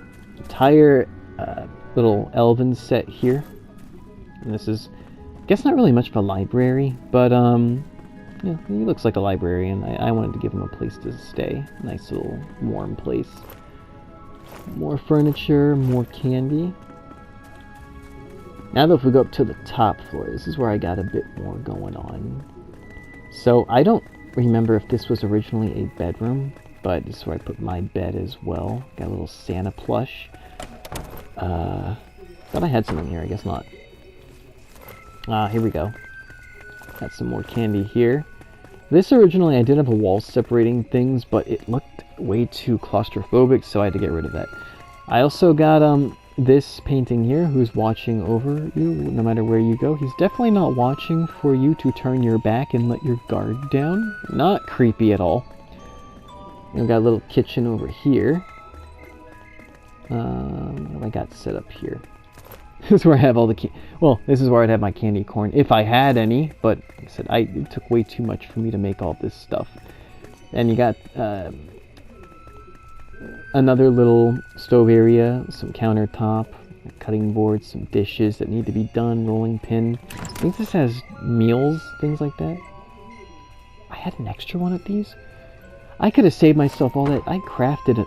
I think that's where I was storing them, but I didn't know that. Because I had to craft a whole other one for something. Oh my god, I feel so stupid. Oh my god. Yeah, this is where I have different pots and pans. This is where I've got dish sets and dirty dishes that need to be washed. And another Santa plush? Wait, what? Are you kidding me? Was I able to do that this whole time? I've had this for months and I did not... Wait. I didn't realize that. Did I just never notice that I could... Oh my god, I'm such an idiot. In some ways, I'm smart. In other ways, I'm a dumbass. Also, I don't know if it's playing both the outside and inside music, or if it's just switching back and forth. Apologies if it is, because I know it gets annoying. Sometimes the game glitches and does that. Oh! Actually, let me see if I can get on the roof here with some skilled parkour. Probably not. I usually do this with the druid. But if I'm careful, I might actually be able to do this. Oh, that actually works. So I can get on the roof here. So yeah, I actually do have 2 of each, I think. Yeah, you just can only ever see like 2 or 3 at a time. But here I can see my dragon house the best. Yeah, you see the 2 eyes there, and then you see the mouth, got the horns. Can kind of see the dragons actually flapping from the distance, so I'm happy for that. Should I just drop? Actually, I can do this safely. Show off some more stuff. I think this is all the Christmas stuff I have to show off. I really hope that this doesn't hit 2 hours, because this was almost 2 hours before I added all the extra things like the campsites and whatnot, so it very well might. If it does, I apologize, but maybe I'll do a fast version of this where I just kind of go around showing this stuff without explaining anything. I think that's the best balance. You know, upload that as a separate video. Yeah, let's go over to where I built this lake here. Again, like I said, there was no water in Squire's Knoll whatsoever. I added this myself, and I turned all of this into sand, including underwater. it took a long time for me to fill this up. And after a while, then I added this bridge going across to the other side, which originally had nothing, not even that house there, which is my girlfriend's. We'll show that then. And then I also built this little, like, altar slash temple thing, which is, I guess, to represent, like, kind of like the Master Emerald altar from Sonic Adventure, or maybe, like, something akin to that, like in the Lost Temple area. But that's to house the, I forget what it's called, but this is for the tropical rainstorm. That's where this statue trophy comes from. And if I go underneath, this is where I have all of my energy crystals stored. So everything has a purpose, as well as a little hidden walk area if you don't want to jump to get anywhere. Yeah, this goes right across to the other side. Now, she's the one who built this house into the side of the hill. I extended it out further because I'm able to build faster. And I did add some things to it. For instance, this entire outside area here, like with this little walkway, this balcony, the stairs, this furniture and the fencing, the lighting, whatnot, all of this, I was the one who added this little overhang. I did that to add some detail to her place, and she knows about this, but she doesn't know about all the animals that I added out here because she's a huge animal lover. She also really likes bees. When we played together in Minecraft Dungeons, she really likes the bee stinger thing that I gifted her just because she is a fan of bees. She thinks they're really cute. So yeah, I put them out here. Got some other, got a little raccoon here. I have a workbench somewhere else that's more fitting, but it's not as upgraded and it's kind of far away, so I keep this one here just for convenience. And then I designed the front here as well with these like huge elf DLC, or rogue, I guess, rogues and elf DLC windows and double door.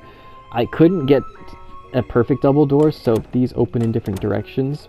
And then, yeah, I added this. Like I said, she really loves animals, and she especially loves cats. So on the inside, we've got a little cat bed here with a cat resembling kind of two of her cats, actually, and a little parrot as well. I think she's the one that...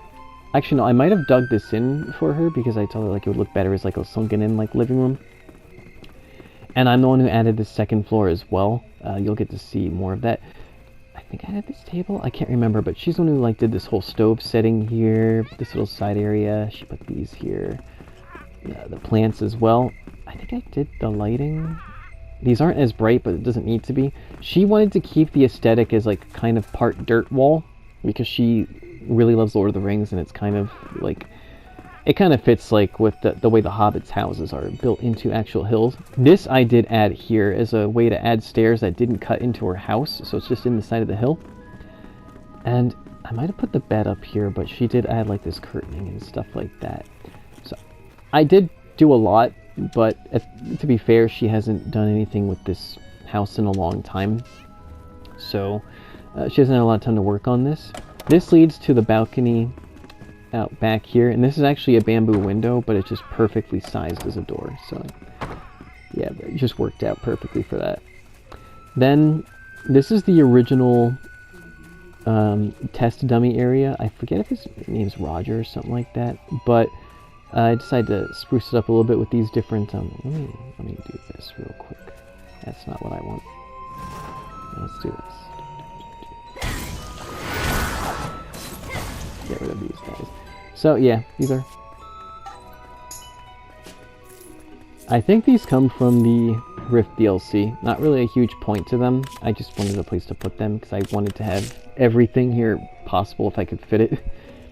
Again, got another little campsite that I just added. And I got a few ways to get up. I can go that way. I can go up those stairs. Or I can go through the monkey forest and go up that way, which I think I'll come back down that way then. But something else I want to show real quick, because I'll probably forget to show it because I have a lot of things hidden here. I got this little undersection here underneath the test dummy.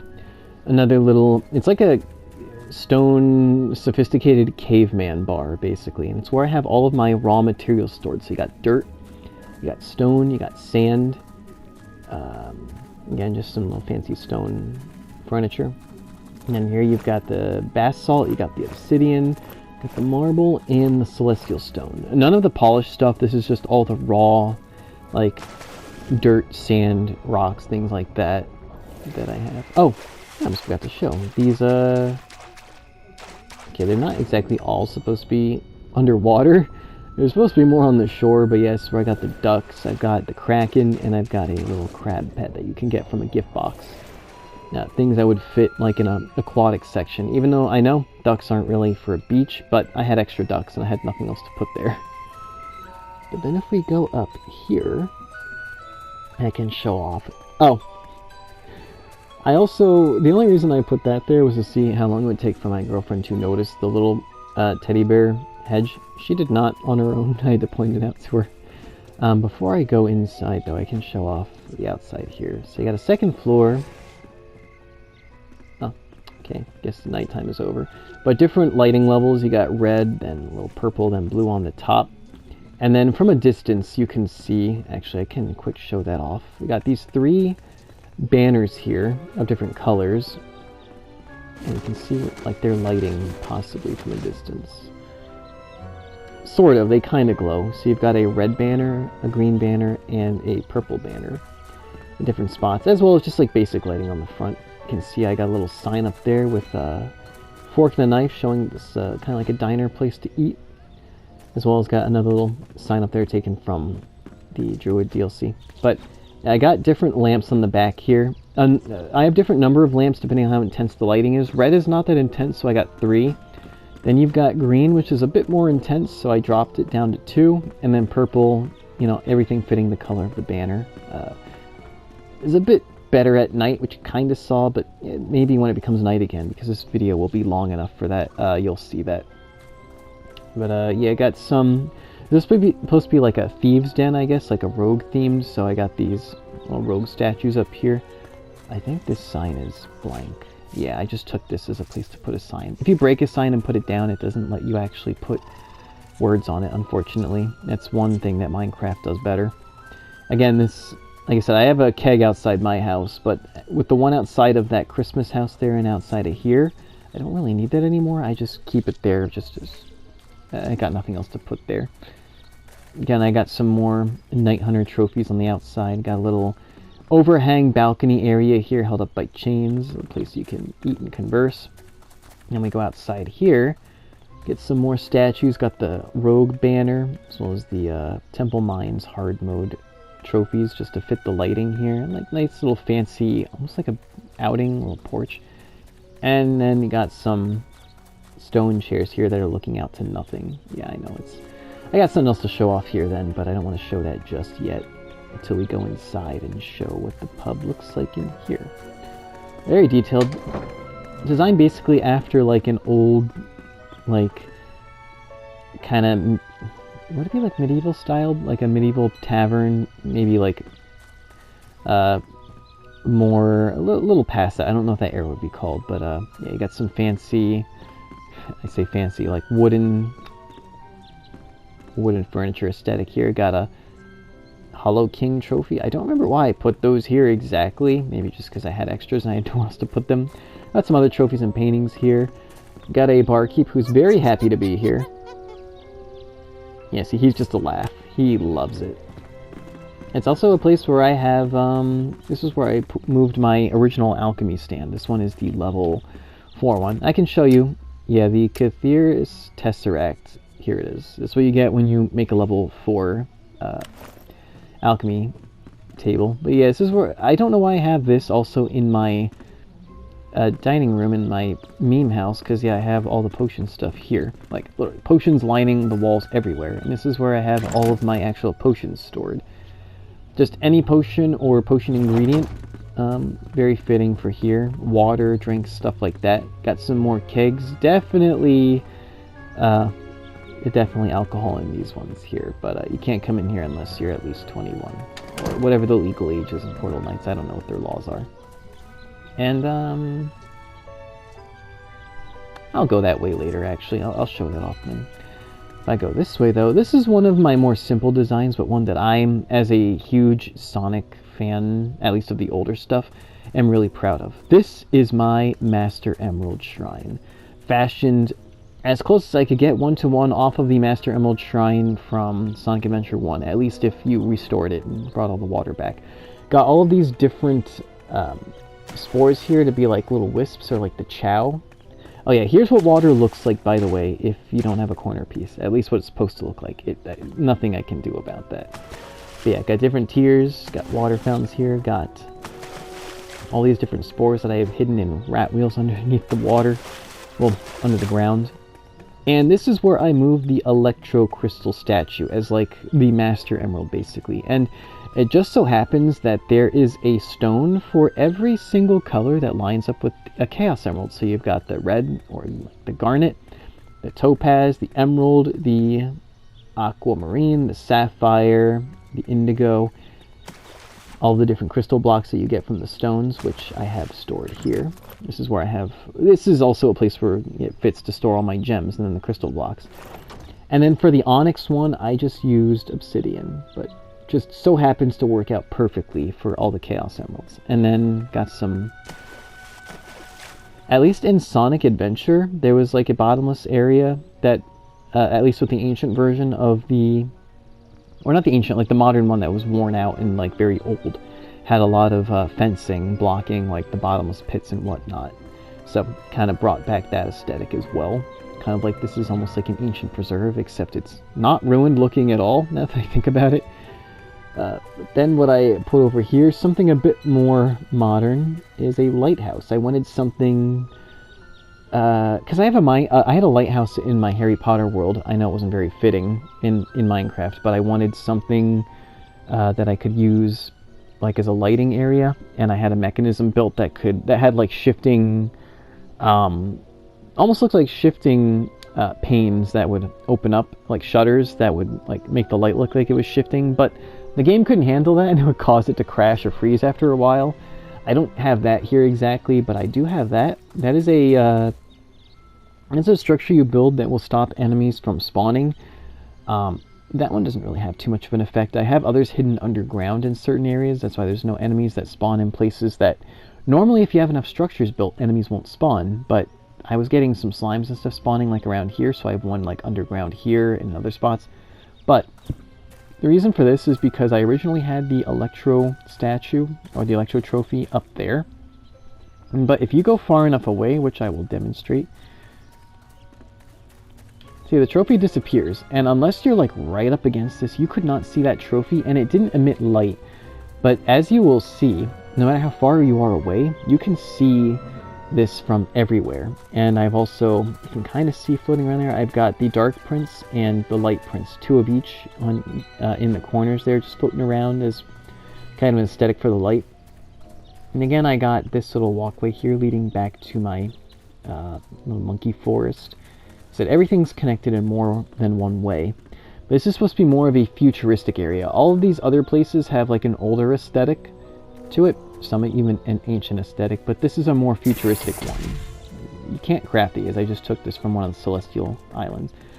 But yeah, so this has a more like futuristic look. We've got a conspiracy theorist here who is my receptionist. I don't know what he's a receptionist for, I don't sell anything here actually now that I think about it. But this is where I have all like the, originally where I had all like my beakers, my laboratory stuff, got a microscope here.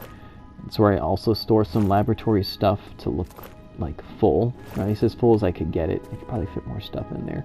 I could probably put a painting here to make it look a bit more fancy. Otherwise though, oh yeah, also, this is the only statue I could fit here that would keep it looking like cold and clinical, which is what I wanted for like a chrome futuristic look. Nothing too warm. Again, I got more of the same. I don't think I have anything in there. But in here, for instance, I've got more of these here. Just got them stored all throughout here. But there's a reason beyond just the aesthetic why I have this structure as well. If we go all the way to the top, where we have all this light, got all the core blocks here. Got this chest, which is filled with all of my light source furniture pieces. There's a place where I can store all of those. I have anything in here. Oh, I got more. Okay. Unfortunately, I can't get out here unless I break something to see. Oh, yeah, you can kind of see the light and dark princes floating around here. Yeah, there he is. For some reason, they not come inside of here, even though they definitely could, as far as I know. But now, if we go around... Wabby boo. Like I said, this connects in a lot of different ways. We've got some fencing here just blocking off so you don't fall and hurt yourself, even though you could totally walk right over the fencing. Completely, nothing stopping that. We can go around the bottom area here. Like I said, there was nothing here. Like, this entire area here, for instance, I built this. This originally stopped with this ridge here. Like I said, this marked the original end of the map. So, yeah, that's what we did with my mom's world. We just kind of built wherever we naturally could. But I said, no, I don't play by those rules. I'm going to make some more land so I can build more. So yeah, this wraps around. Got another little campsite here, just to add some flavor to this place, a little bit more extra life and history. Going around here, we can see the back of my Chinese temple. Got a little mine shaft here. Oh, I actually have an enemy spawn back here. That doesn't... What? Normally enemies here, but, you know, that's fine. That's whatever. Because I took away their spawn spot back here. Now, I don't have anything else to show on this side. Yeah, I'd already shown off all of this. So instead, let's go back. Yeah, I can go through here. If I can fit. I can't fit perfectly. Back up to the top here, so we can get back to my girlfriend's house to show off a bit more. So, yeah, because I wanted to show off this campsite that I built. Have some more woodland creatures around here, one on each side. Because, like I said, she really likes bunnies and cute animals, so I thought I'd put this right above her house. Just with some trees that I planted up here as well. Now, this is a more recent structure that I had built. Again, there was no land here at all whatsoever, and this walkway also didn't exist. Oh, also another thing I can show off. Normally, if you look at a map, it'll show all the enemies that spawn here. So you've got green slime, venom maggot, and orange slime. So you got, yeah, the normal slimes. No orange slimes have spawned since I kind of chased them out. Those are the ones that are naturally aggressive. And then the venom maggots, they sprout up from the ground in places that have, like, shadows. So any place that has, like, an island floating above or whatever that causes a shadow, or if you've got like an overhang like that, or if you're underground, you can have maggots that spawn. However, by building this lake, I actually created a new enemy spawn.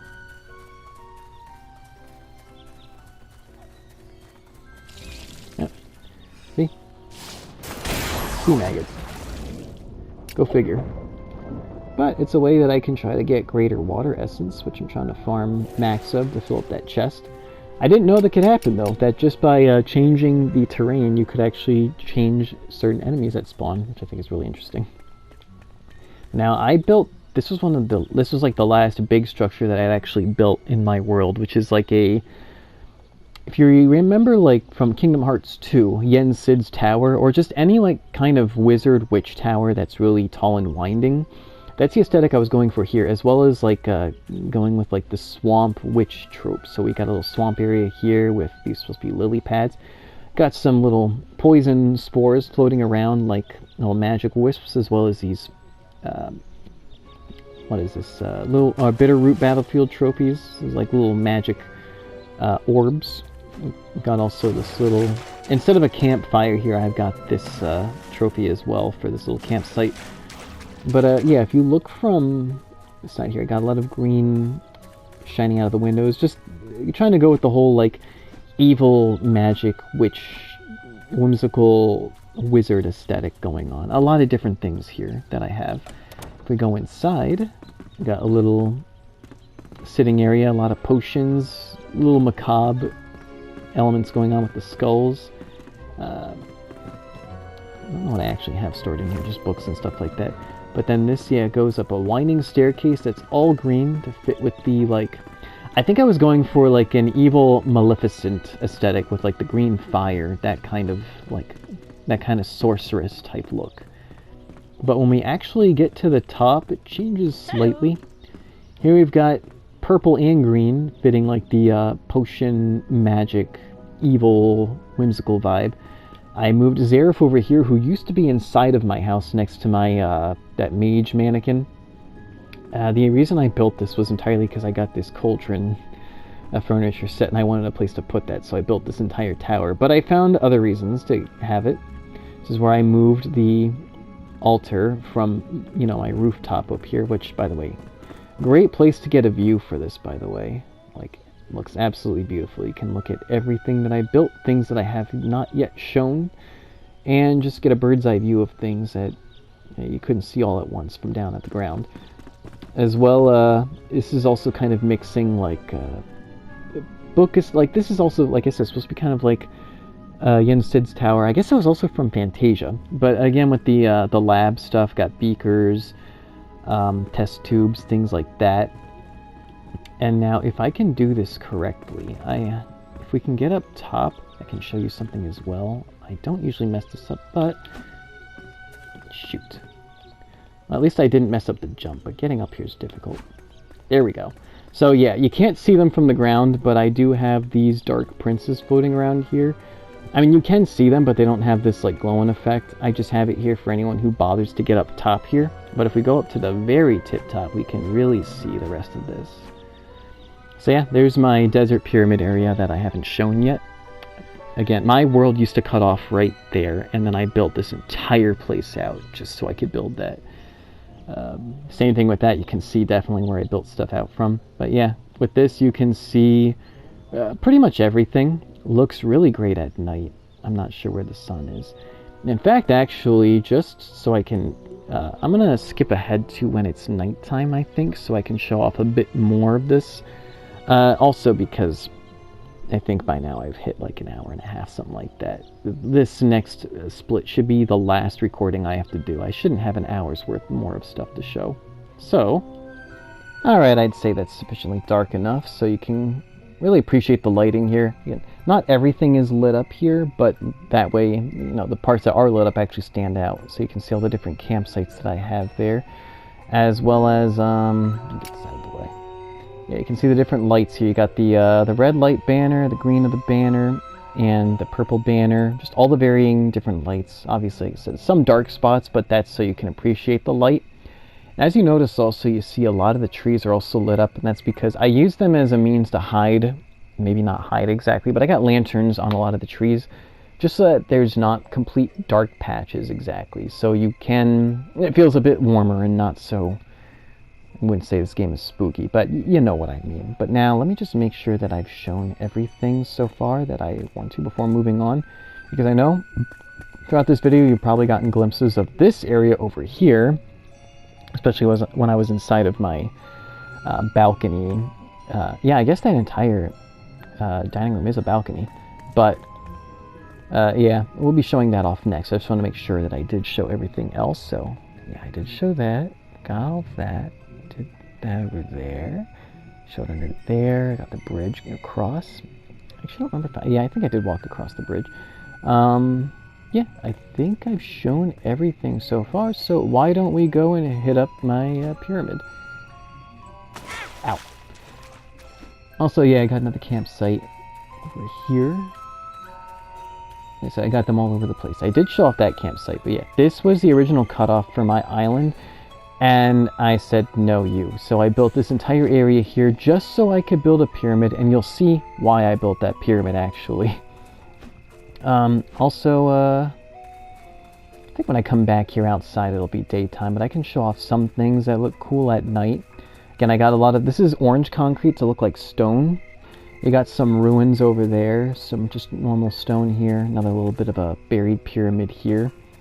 I also put a crashed meteor, or a meteorite here, a little crater with a little fire that's still burning, and none of these intersect with each other, like everything, like they do not touch one another. Just so I could have that as spread out as I possibly could. Then up here, so you can't see it super well, I guess, at night, but these are supposed to be little cactuses. From far away, it does look like the white here kind of looks like the little pins, or the needles. And then I've got all of this, yeah, I'll come back here during the day, you'll get to see more. But this is where I also got some worms burrowing around here. I've got my other two snakes just winding around out here. They would actually be going sideways if they were in the desert, because they don't have anything to push off of to move straight. This one is actually named, but unfortunately, since I can't see what the pet is, because I don't know where the rat wheel is, I don't remember what his name is. But yeah, just got... This is where, like, they don't really fit anywhere else too much. And the snakes, I wanted them to be more out in the open so you could see them. As well, I've got this little... I don't know, it's like an obelisk monolith type thing with some hieroglyphs on it. A little broken, a little damaged from being old, but mostly kept intact. However, if we go to the other side... I kept it consistent. If you remember the shape of that, I've got the same one, except it's fallen over and broken. If you were to actually, like, put it back together and line it up, it would be the exact same structure. But anyway, let's go inside the pyramid to see what lies within, aside from a statue of Algathor and a statue of Cathode. This is kind of an homage to my pyramid back in Minecraft, except that was way bigger, but a lot of things were kept kind of the same. I got some statues here. No hieroglyphs there. And on the inside in the main room, we've got another little water canal, which I had also in my Minecraft one, except I had slabs, like a bridge, but there's no slabs in this game. Also, we've got 3 mannequins here representing this is a mix of like Egypt and Cthulhu, who's like supposed to be like this game's version of Cthulhu, a very like desert-oriented squid-like creature. Here I've got, I think the bottom level one would be this guy. He is the Cthulhu follower. He's got the Cthulhu mask, he's got the whole setup going on, the robe of Cthulhu, and then we've got the low level Dragonhide Club. Also, we've got the Pharaoh, who's the second level up. He's not the King Kahuna anymore. He's mostly dressed the same. He's got the Sunstone Dragonclad Club, which kind of fits for him as like the sun. Like, I don't know, I think of Raw when I think of that, but it's the second highest damaging club, which it's a druid weapon, comes from the Relic Defense DLC that you can buy with blue coins in the game. Then finally, we've got the Cthulhu Cult Leader. Now, this is not a headpiece you can normally get. You are supposed to get this headpiece as a quest item, give it to the Cult Leader, and then you can buy that one. But you can also just not give it to him, and you can keep it for yourself. It even actually has 1 armor point. I don't know why they bothered. But yeah, this one then has the highest damage Bloodstone Dragonhide Club. And I did this by regenerating a world, and I used that to keep this headpiece so I could put it elsewhere. And then yeah, I got this as an extra piece of lighting. Also, it looked a little too bland without having something else here. And then you got these little Cthulhu tentacle braziers, I think they call them, for light. And oh yeah, I've got All Watcher statue hiding here. You might have seen it kind of when I was zooming out like this, but yeah, I've got them, like I said, I got them hidden everywhere. And everything here is supposed to have like a sandy yellow aesthetic, so then yeah, I put, just like, you know, I got the what is it? The Bitterroot Battlefield Relic Defense trophy inside of the lighthouse, and then I've got the Temple Mines red one outside of my tavern. I got the Falltown Square yellow one in here, just anywhere where they would fit. And actually, over here, look at this. This is kind of similar to how I had it set up in my Minecraft one. Had some little statues or things like that set up here, as well as a room back here, which doesn't have a whole lot going on. You know, the water does connect here. Got some sarcophagi and little, like, mummy trophies which fit. But I do, however, have 2 chests here. One which has all of my desert, like, pyramid furniture, and then my more, like, deserty themed blocks. You know, you've got the sand blocks, the glowing sandstone block. This is supposed to be more, I guess, for like Egyptian royalty, and then these representing like different hieroglyphs, even though it doesn't fit totally. However, this was originally where I had stopped, because this is the actual main pyramid set, but then I had copied my world into creative mode, and I built more to it, then went back into my survival mode here, and built that after I had figured out what I wanted exactly, so I can show that off here. Also, a lot of Cthulhu's banners that I added in post. So this extends even further. We got a lot of different lighting, a lot of tentacle braziers and Cthulhu's mantles. I got a little, I guess you would say it's a tomb room. Got some sarcophagi. Nothing in these chests exactly. We'll see a bit more later. This actually does wrap around though. Goes around the back end. I would make this wider, but this is literally the end of the map, so I can't go any further. Guess I could also put something on here. I just didn't have anything at the time to do that. This wraps around to the back of the room. And then if we keep going, this goes around to the other side, which would then connect to the other side of the room here with two different tunnels. You got that one and then this one.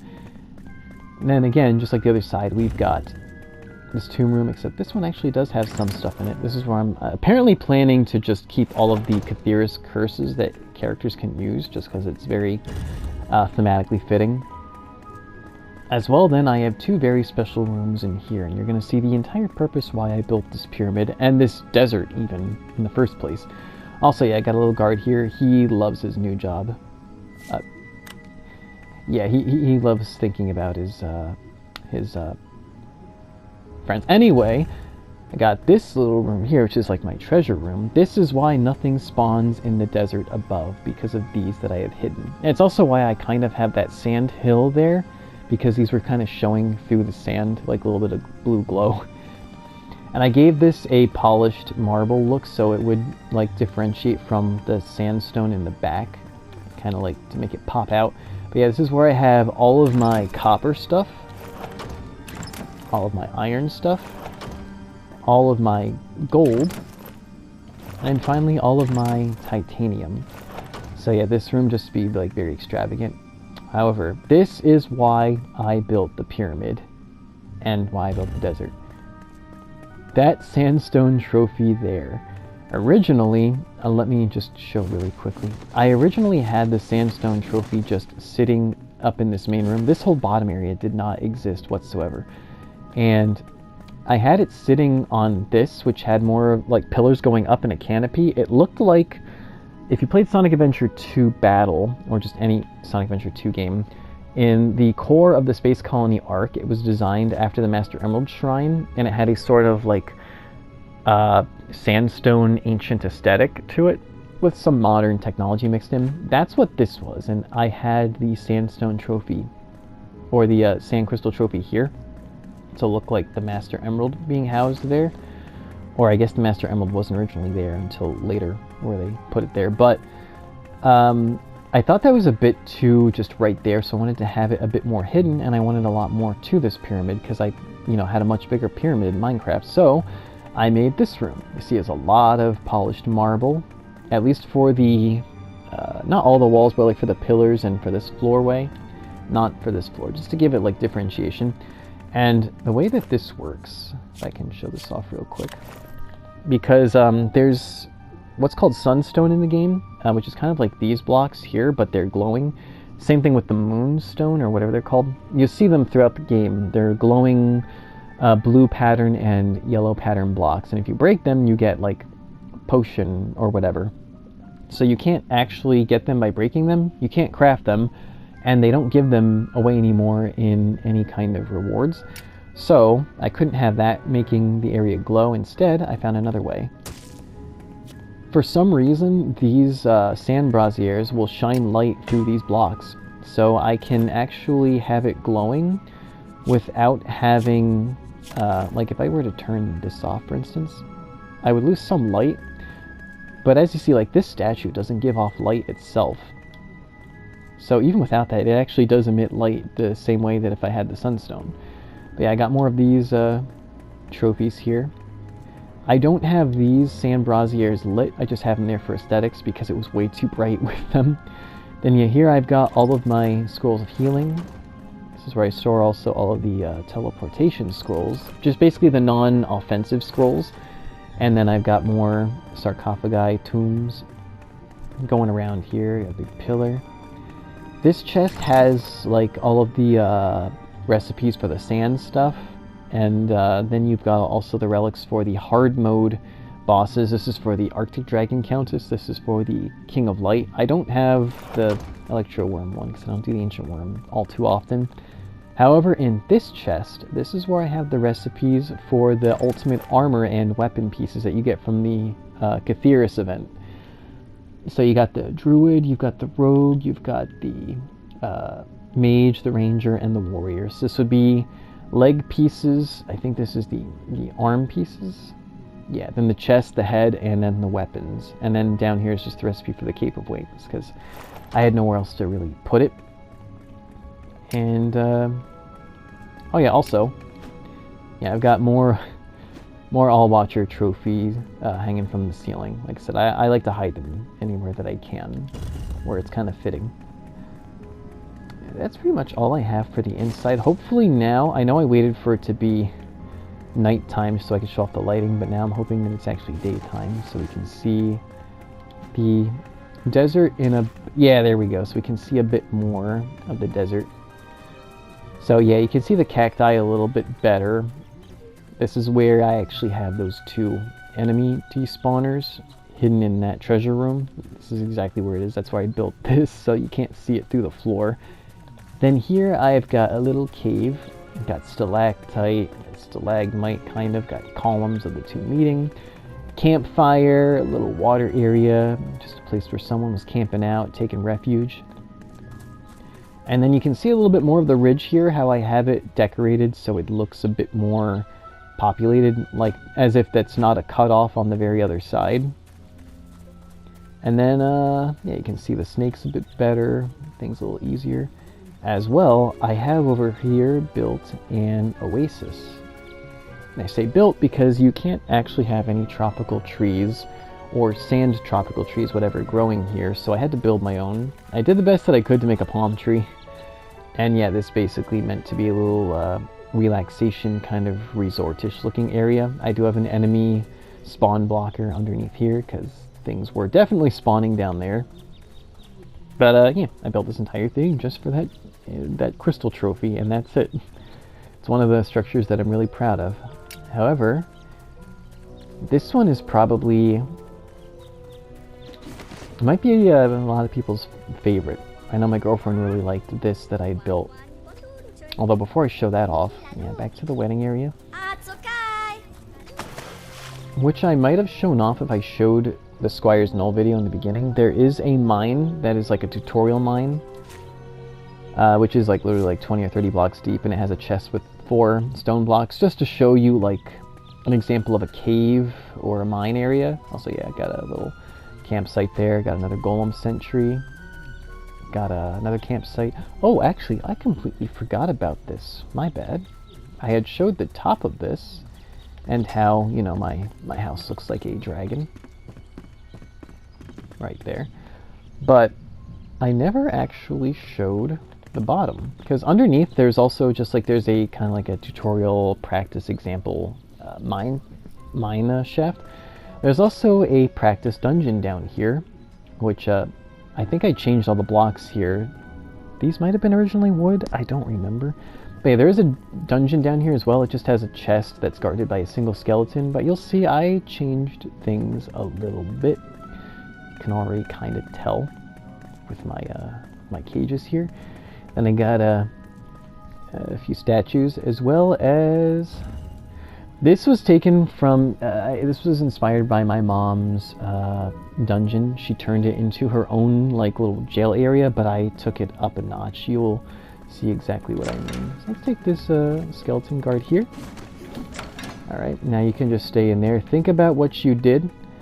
I can show off all the other jail cells. They're all basically the same. They have the same furniture and same size and everything, just slightly different placement. There's also a lot of skull candles and just skulls strewn throughout. Probably not the skulls of the people who stayed here.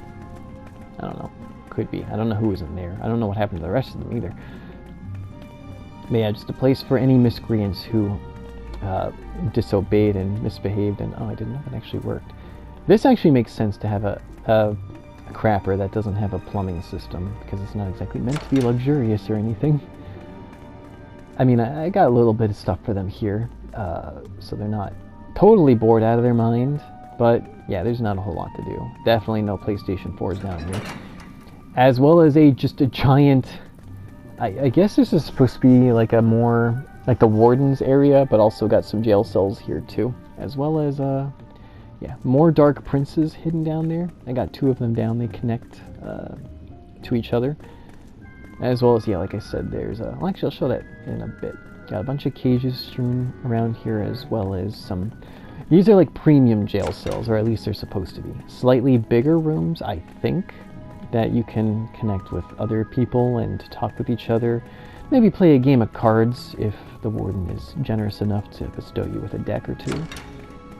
Again, very similar, not all the same furniture if I can't fit, or if it, like that one, I just kind of stuffed that cage in the corner. But basically the same furniture pieces. As well, got this here. This one's got a little shelving area here. Huh, what the heck is that? That's weird. Anyway, yeah, this connects to... Oh, that one's got a paint. Why does this one get a painting when the others don't? That's totally unfair. But, yeah, for the most part, though, it's basically the same. This must have been a rich person's, like maybe a rich person or a rich person's son, whatever, got locked up. Get some slightly special privileges. I can't get rid of this chest. I've tried, so it's just, I just keep that there. I guess this has, like, the keys or whatever. And then this is where the wardens would sit and, like, drink, tell stories, play cards, whatever, as they keep an eye on things, make sure that no one gets out. But, yeah, that's basically all that I have to this. Can you actually attack me through here? Maybe if he actually walks over here, but, yeah. Who's the fool now, huh? Yeah, he's not gonna try. Anyway, now I can show off, because I did show off the practice mine shaft, I guess, the mine tunnel. But I built more to that. I think I also did show off every random animal so far that I've come across. But, yeah, got another mine shaft here, as you can see. And these mine carts and mine rail didn't exist over here. I added that, all of them leading to different other, like, mining areas. I also think I have a campsite up here. Oh yeah, I do have one across there. It's kind of far away. I'm not going to go over there. As well as another mine... Ooh, what is that? I'll take a look at that then. Yeah, again, these lead to dead ends. They're not meant to be, like, super explored. Ooh, what is that area? Let's see. Through this slightly hidden walkway that also connects over to the Christmas area, we have...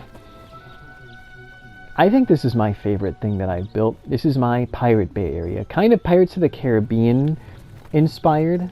Also, some things taken from Landlubber's Leap. Yeah, nice little community here. This part here, this area that I'm fitting right here, was from Landlubber's Leap, except this dropped down to, like, the little cove where you find the anchor. Here I just put a well with another trophy to keep things, like, lit up a little bit. And yeah, I added some wildlife here, as well. These walkways, they got drains. This is supposed to be, like I said, set in the setting of, like, Pirates of the Caribbean, that time area. And we got a little, what would this be, like a dock or a bay for the pirate ship, which we will explore then. More of, I guess this isn't, like, purely oriental, like, because this does fit this aesthetic here. Yeah, just got some little decorations to add life to this. This is where I put Eric the woodworker. He, for the longest time, was sitting in my graveyard, and then I moved him underneath the balcony of my girlfriend's house. That's why there was a workbench there. And then I moved him to his own shop. So you got another workbench here, and another, like, kind of woodworking piece of furniture that I did not know you could take. I mean, I totally bought or made this myself, definitely. Also, I forget where I found this, but this just fits perfectly. I think this actually was sitting outside of his shop in the island where you find him. But yeah, this to kind of give him... It's kind of like a Will Turner, sort of, except Will made swords. This guy makes wooden stuff. But yeah, this would have been the natural place where I keep the workbench, but I also have one in my girlfriend's house just for convenience. And then here I had another tavern slash pub slash inn area. Again, it's got a second floor, but like you saw with, oh yeah, also, yeah, I got the little sign here, food and drink type of bar. But like with the other tavern slash diner, there was a second floor that, as you saw, actually there were no stairs to get to. This one corrects that. There is actually stairs to get to the top floor. For the most part, it's styled the same as my other tavern, just not quite the same. I don't have dividers there. I didn't want to make it totally the same because I already had one. So you don't have any kegs of alcohol or anything except for, you know, the one sitting out there by the drain wagon. Also, yeah, I got a little miscreant here. We'll see more of him. He's got a pirate weapon that you get from Brinebeard. You'll see more of them. But yeah, this is supposed to be more of a family-friendly type of diner, I guess. You got a little sink here. Got a stove as well. Yeah, we can go up to the second floor, and we can see a bit more. I actually probably could have done a classic piece of furniture there, just like I have with that little dresser there. But this is for a place where you can, depending how much money you want to spend, you can stay here the night, maybe a little longer. There's some lower priced rooms, very tiny. Get a nice little view though of the totally not pirate ship. These rooms are all pretty much more the same. I think just slightly set up a little differently, but they have the same like furniture pieces in here, same lighting. Same with this one here, all the same view. Now, if you're willing to fork over a little bit more cash, though, you can have the presidential suite. A much bigger room, which does, I don't think it's as dark, but at the same time, more spacious. There's some more darker places. But you got a little sitting area, got some more plants, got an actual dresser. The view is complete crap, unfortunately. That's just how it worked out. But you got a painting, so you got a view there, which looks pretty nice. Might not be worth the price exactly. But now there's some bit that I worked on here that wasn't present the first time I recorded this, which is why I'm bothering to go and record this again. I've got a little barn here, as you can see, a little animal sign, with all of my different barnyard animals. Got the 2 pig mounts and the 3 different chicken mounts. I actually had to put them in a trough hidden underground because otherwise they were getting stuck against the wall. So this has them just far enough away that they can't get out or get stuck anywhere. And as you see, yeah, this does connect to the back, like the employee section back here, which connects back here. And yeah, if you go around the back here, this connects as well. Got this blocking us from the void, and you know, got a little hay area sitting here. But now, as you saw, I also have my own blacksmith shop. Not nearly as big, or because I expanded my mom's blacksmith area to make it look even nicer. This one has not as much, but it has exactly what I need. You've got this is where I moved my anvil, got appropriate signage here. This is where I put the blacksmith, and I consider him the apprentice blacksmith because this guy comes with his own anvil. I didn't have to craft this. I wish you could craft something that looks like that, because that one's not quite the same. You know, a little bulkier looking. This is where I have my forges. Well, 2 different furnaces as well. Everything is stone aesthetic, and if you go up top here, got more of the same, and this is where I have more coal stored away. Oh, I'll take that. I was wondering where that got to. I knew I had more, so I can put the rest up there, but I will do that later. But yeah, that's where I got where I have my blacksmith area, so now I have my obligatory one. As well, I've got a little, this is supposed to be a kind of like fashion like a Bass Pro Shop, a little fishing area, but obviously there's no fishing things here. So this is just a little shop that has all of my, well, for one thing, I didn't have any owls anywhere, so this is where I put them. But also, this is where I have all of my recipes. So you got the different, like, this is more like random stuff, I guess. But there's more reasoning behind, like, this is, different armor vanity sets. This is the carpet blocks. This one's got the concrete blocks. This one has all of, like, different potions or flasks that you can craft. Classic sets. This is the bamboo set. What is this? The short vase, tall vase, sky dragon statue, all the other stuff from the spring festival event. This one is, oh, I didn't know that I had this. I will gladly take and use that. More armor pieces. I think their Baroque set is somewhere around here. Classic. Don't actually know. Oh, there we go. There's the Baroque set. I mustn't have played as the rogue in a while. So I'll grab these other characters and I'll come here with different ones and see if there's anything that I don't have with them. That's for damage protection flasks, Bumblebee set. Did not know I didn't have all of them with the rogue. I'll take that gladly. Of course, I can't fit all of them. I think I have the other Bumblebee piece somewhere else. It might be actually down here. Oh, no, I didn't get it yet. But yeah, there's 5, so I can't fit them all.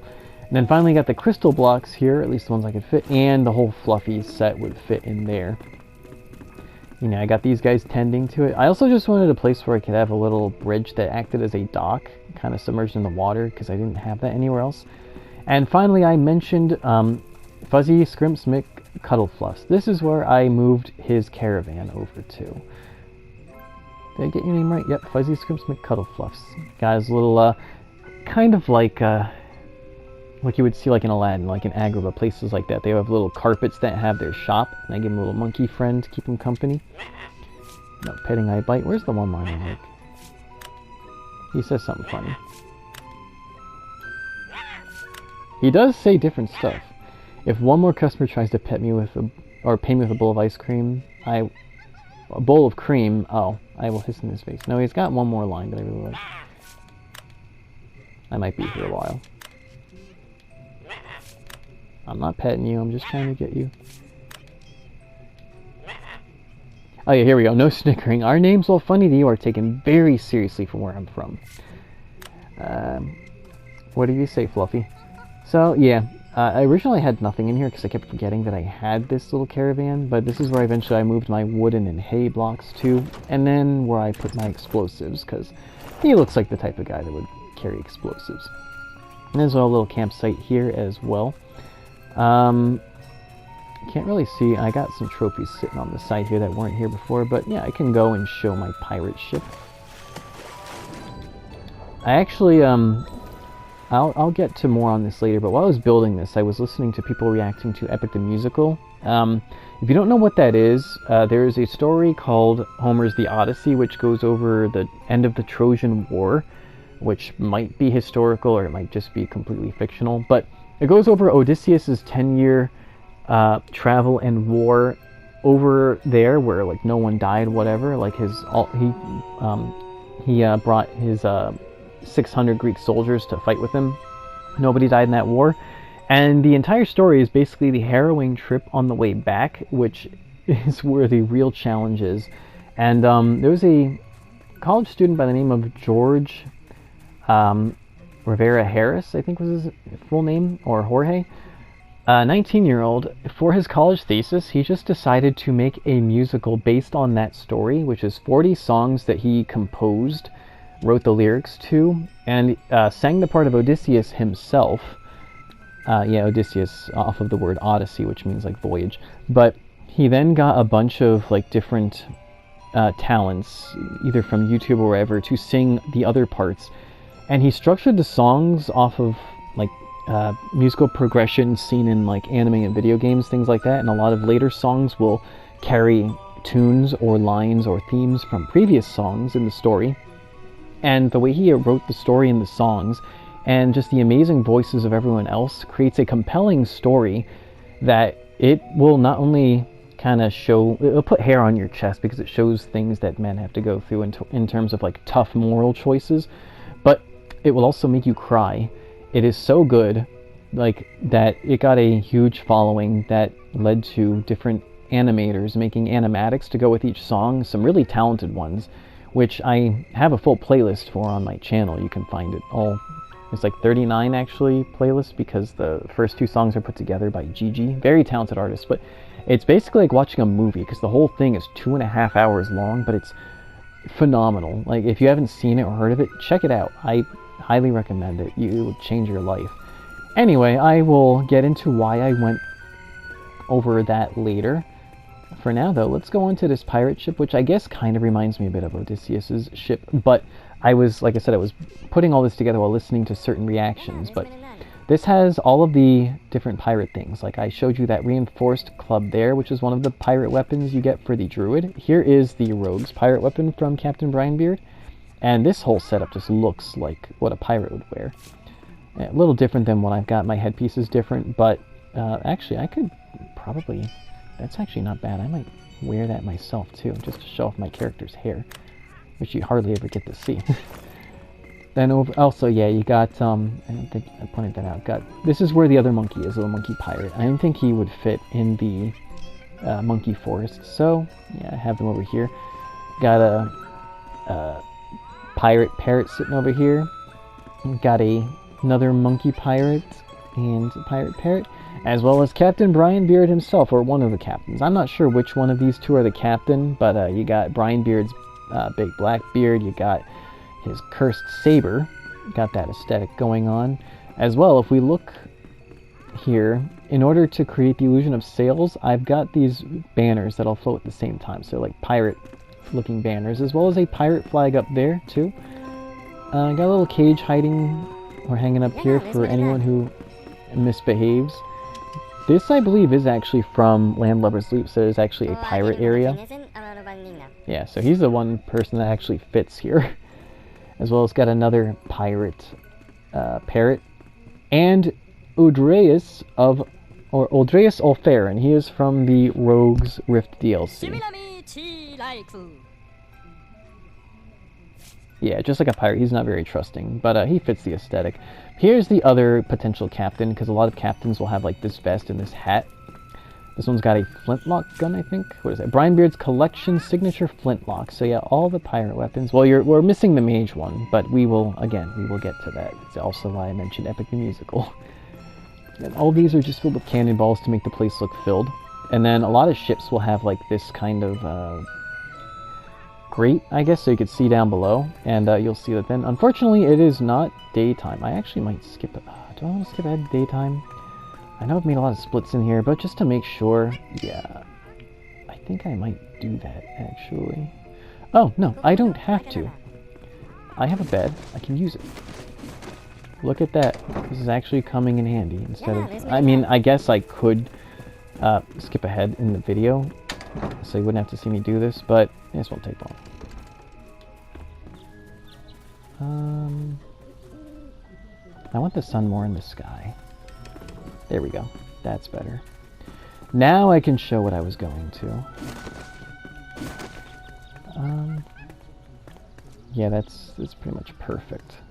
Because when I actually go inside the ship, I think I showed off everything that I could here. Expanded the ship. Yeah. All these little aesthetics here. But if we go inside...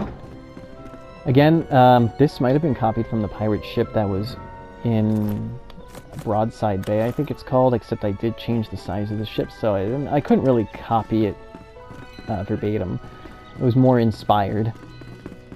But yeah, if we go down underneath, you can see, yeah, the sun actually does shine through here. Got some little rats decorating the place, keeping it company, eating my food. I'm watching you guys. As well as just random furniture that I set up however I wanted to. Now in here, again, got a rogue station because it just fits everywhere. I could have put a chest here, but chests are only 2 blocks and this is 3. But I did hide some chests over here. So first off, we got a lot of precious things here. Astral hearts, we've got the actual relics that you craft from those recipes that I have in the pyramid. For the Electro Worm, the Arctic Dragon Countess, and then this is where I put the Relic of Light for the King of Light, if I had one. And this is for the hard mode relic defenses and the stronger version of the mini bosses you can summon, as well as just the asteroid core and electro core blocks, because they're a little bit more precious as blocks. What one would value as treasure. And then here I've got all of the items that are made of gold, because pirates really like gold. So you got, you know, golden tools, golden weapons, and then gold teeth, because why not? But yeah, that's my entire pirate ship. However, like I said, about the mage weapon, as well as just mentioning Epic the Musical. Also, yeah, all of this, by the way, like I said, this whole area did not exist. I built this myself, and I had to build... Like, I couldn't just build like a flat layer of land. I had to build it down so I could then dig this out and fill it with water. And this is supposed to be... probably supposed to be an anchor. Definitely not somewhere that you would put someone in a cage and just, you know, threaten to drown them, because that would be horrible. Who would do that? Yeah, here we've got, from Epic the Musical, we've got Poseidon.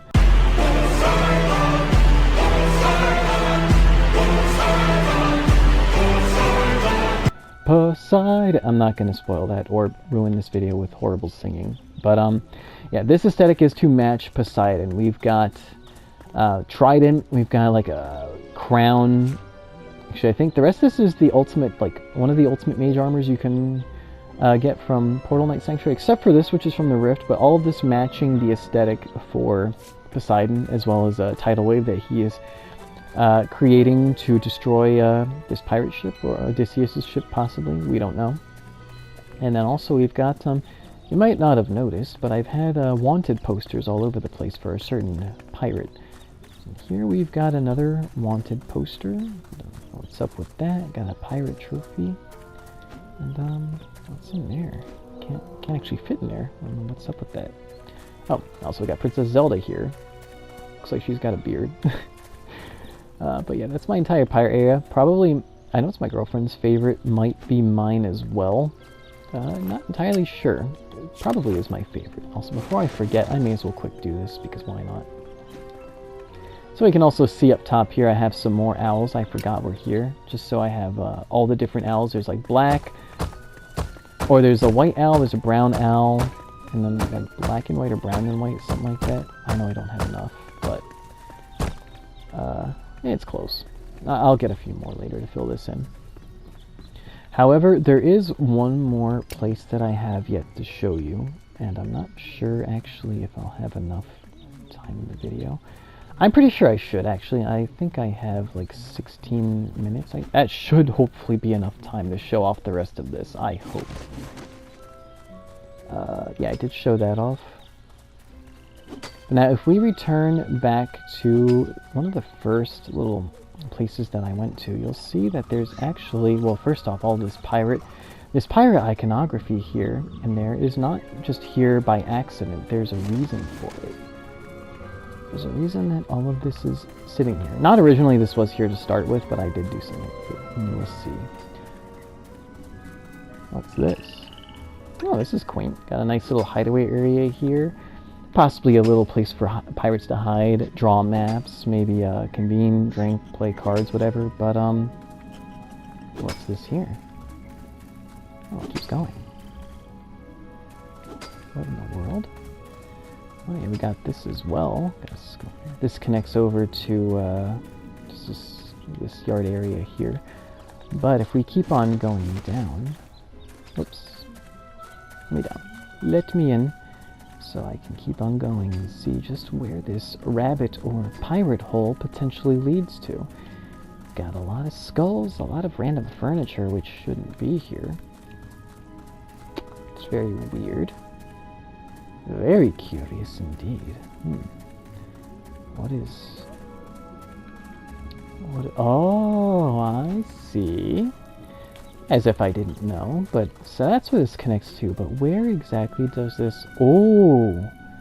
Oh. Yeah, so... Underneath each island, you will be able to see, like, the top sides of tunnels and things like that that are just like on the underside that you couldn't normally access. This is a mixture of that and just a lot of flat land that I built out.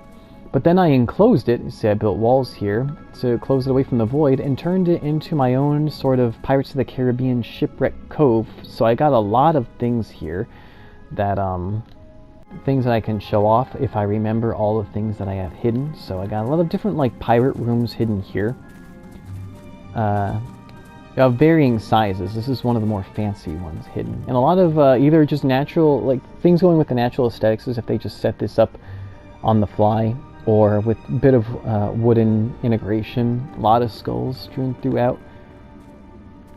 And as well,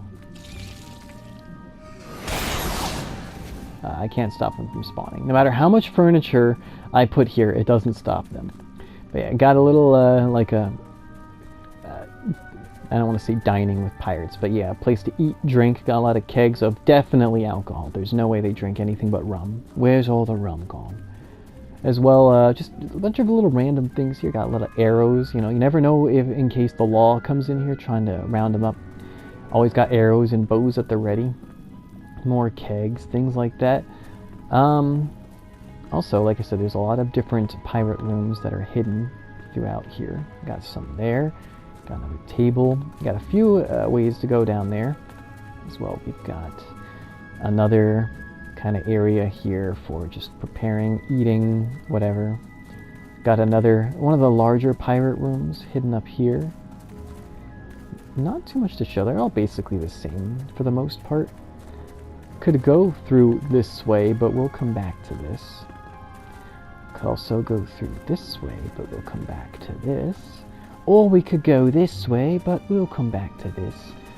I don't know, I'm starting to sound Australian instead of like a pirate.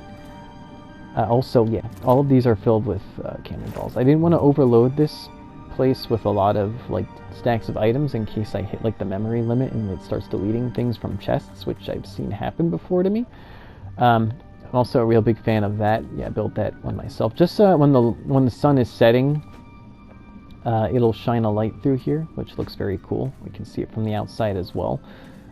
Yeah, just a bunch of different integration of wooden structures, furniture with all the dirt. Can look around up here as well. Got another little pirate room. I think this was the first one that I made where I got the idea to put these all throughout here. Can take the bottom way and go up some stairs here to see some more. As well, you got a whole lot more going on here, and from every angle you can see a pirate flag. Like you get to this flag, you can see that flag. From this flag, you can see that flag. If we get to this flag, we can see that flag. There's also another flag over there. Yeah, all of this, like we'll set up like a huge. This is probably my biggest structure. If you include just like the sheer vastness of it, this whole pirate network that's hidden under my island, as if like they're the ones that really run the show, like our world leaders, because the whole Epstein thing going on. I don't know what's going on with that, but yeah, got a lot of powerful. Let's just say commentary on that in here. Just got a lot of powerful people working in the shadows that actually run the show. Except, yeah, pirates all seem to have, if I had see, the thing is, if there were a lot more NPCs I could bring here, like pirate ones, and I put them down underground, all you would see is just like up above, you would just see a ton of heads underground. It would give this place away immediately. So, yeah, I didn't want to put anyone through there. So I just have a lot of networking of things here and there. If I go down this way, you can see where I added some water aesthetics, because it's supposed to be like a cove basically. So yeah, I got some little watery areas. Also, what's underneath this area here? Interestingly, does this look familiar? What about this?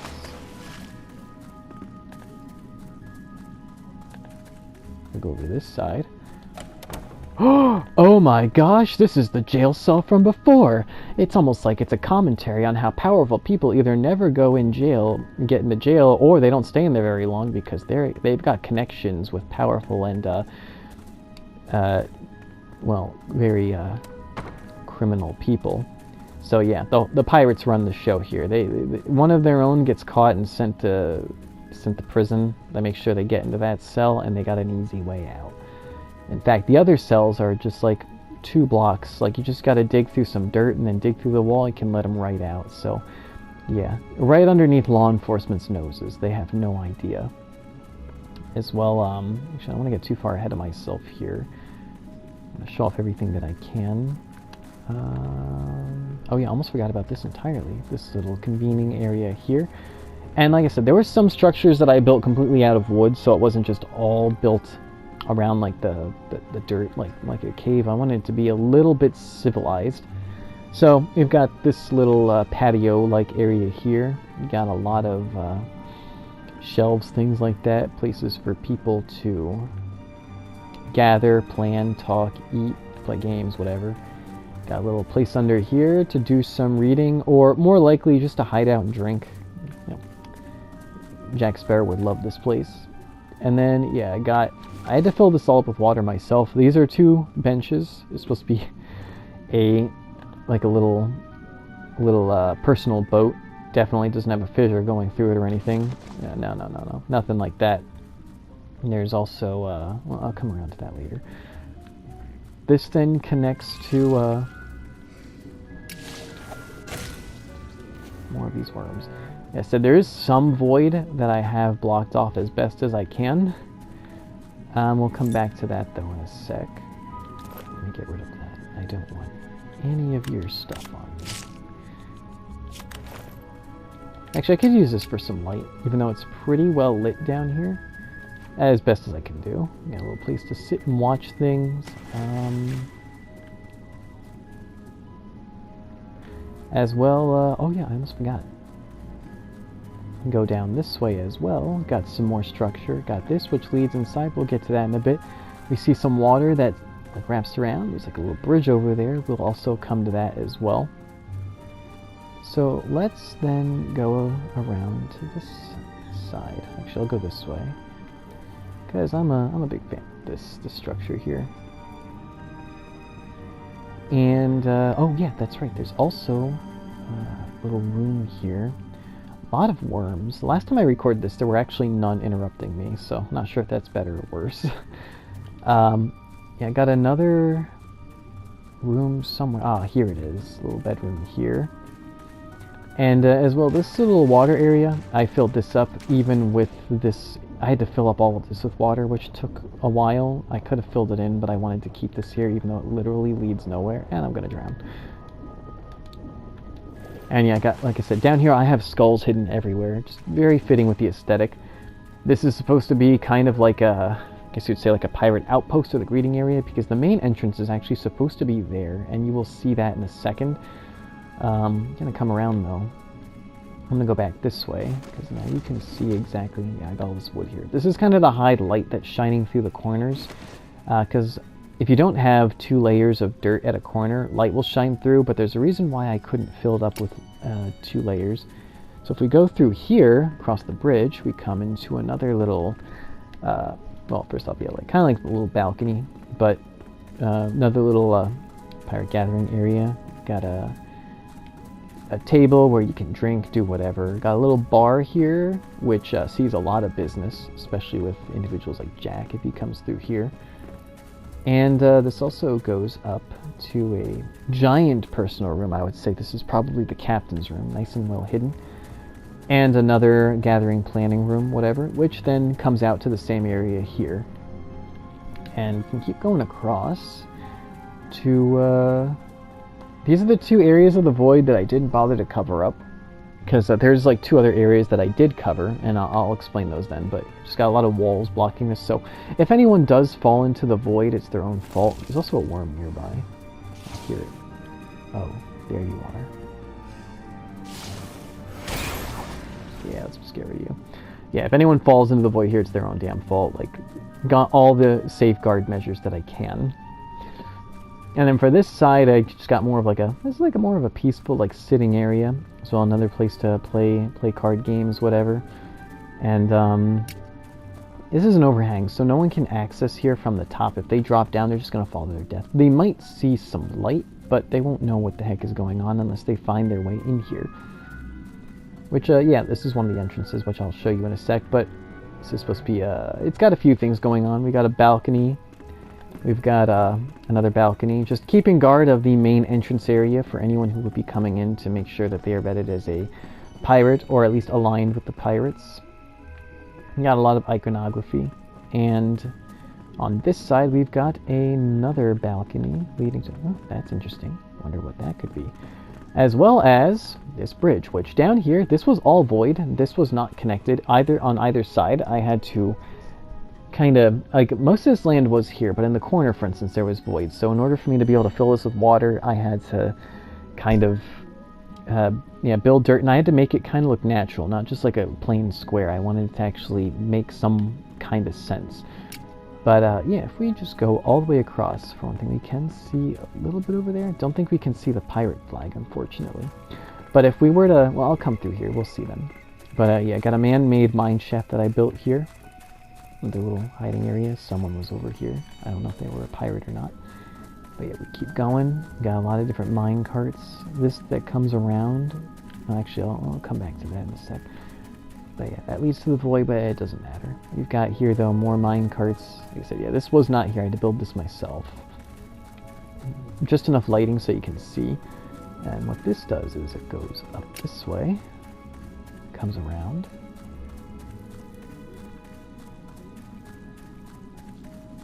and then we come out here, which is, oh, it's the little mine shaft, which I might have pointed out. Oh, I didn't know you could spawn back here. There's less land here than before, because I had to actually extend this out. I don't know why enemies are now spawning here, but yeah, it doesn't matter.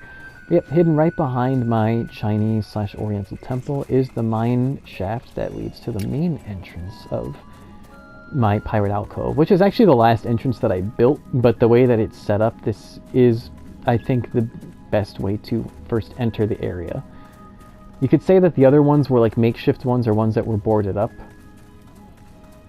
And yeah, if we keep on going, like I said, we would come through here. We could see one angle of the entryway, but the proper way to go through would be through here, so that you can see, whoops, exactly what it would look like if you first come through here as a new initiate. And actually, I think I'll do that afterwards. So, and speaking of Epic the Musical, there is a part where they go through the underworld so that they can get to a prophet who had died, but he can see the past and future.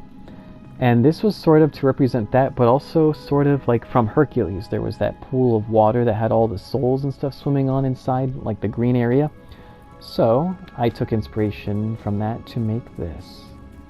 Obviously, there's no green water, so I had to make do. I filled up this this was all void, so I filled this in, made it its own little water alcove area. And with all the green lamps, it actually does make the water splash green, so yeah, that's good enough for me. It's got a lot of different stones from the ceiling hanging down or coming up, as well as I've got my own rendition of the prophet from Epic the Musical. He's wearing and using what best fits the animatic, like the green hood, a lot of green robes and stuff like that, and the staff that he uses is very similar, at least if you see, I forget how to pronounce his name, but the main animation for No Longer You, which is where the prophet sings, this is the closest to that look. I maybe was going to put some skeleton dogs there, but decided against it. I got a lamp floating here. I might maybe have it floating above his staff, like he conjured it instead. I'm not sure. But that's pretty much everything that I've got going on in this world now. If you look back at my Ranger general gameplay video, you'll have seen a little bit of what I had built a while ago and how it's very different now from what I had back in that video. But yeah, if you were to come through, I guess I could show this off real quick. Yeah, come through here. Yeah, you'll see a pirate flag at every turn. So got a pirate flag there.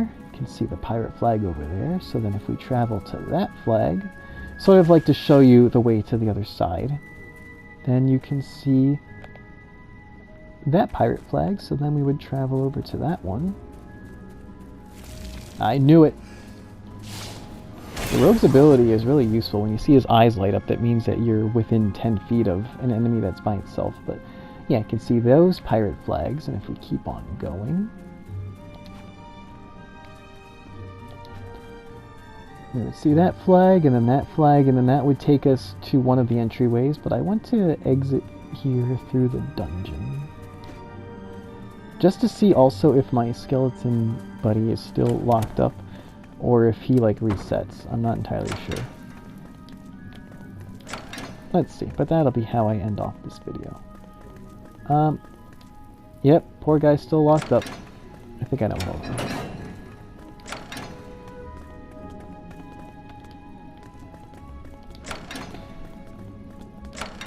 I will let you out however you want to leave.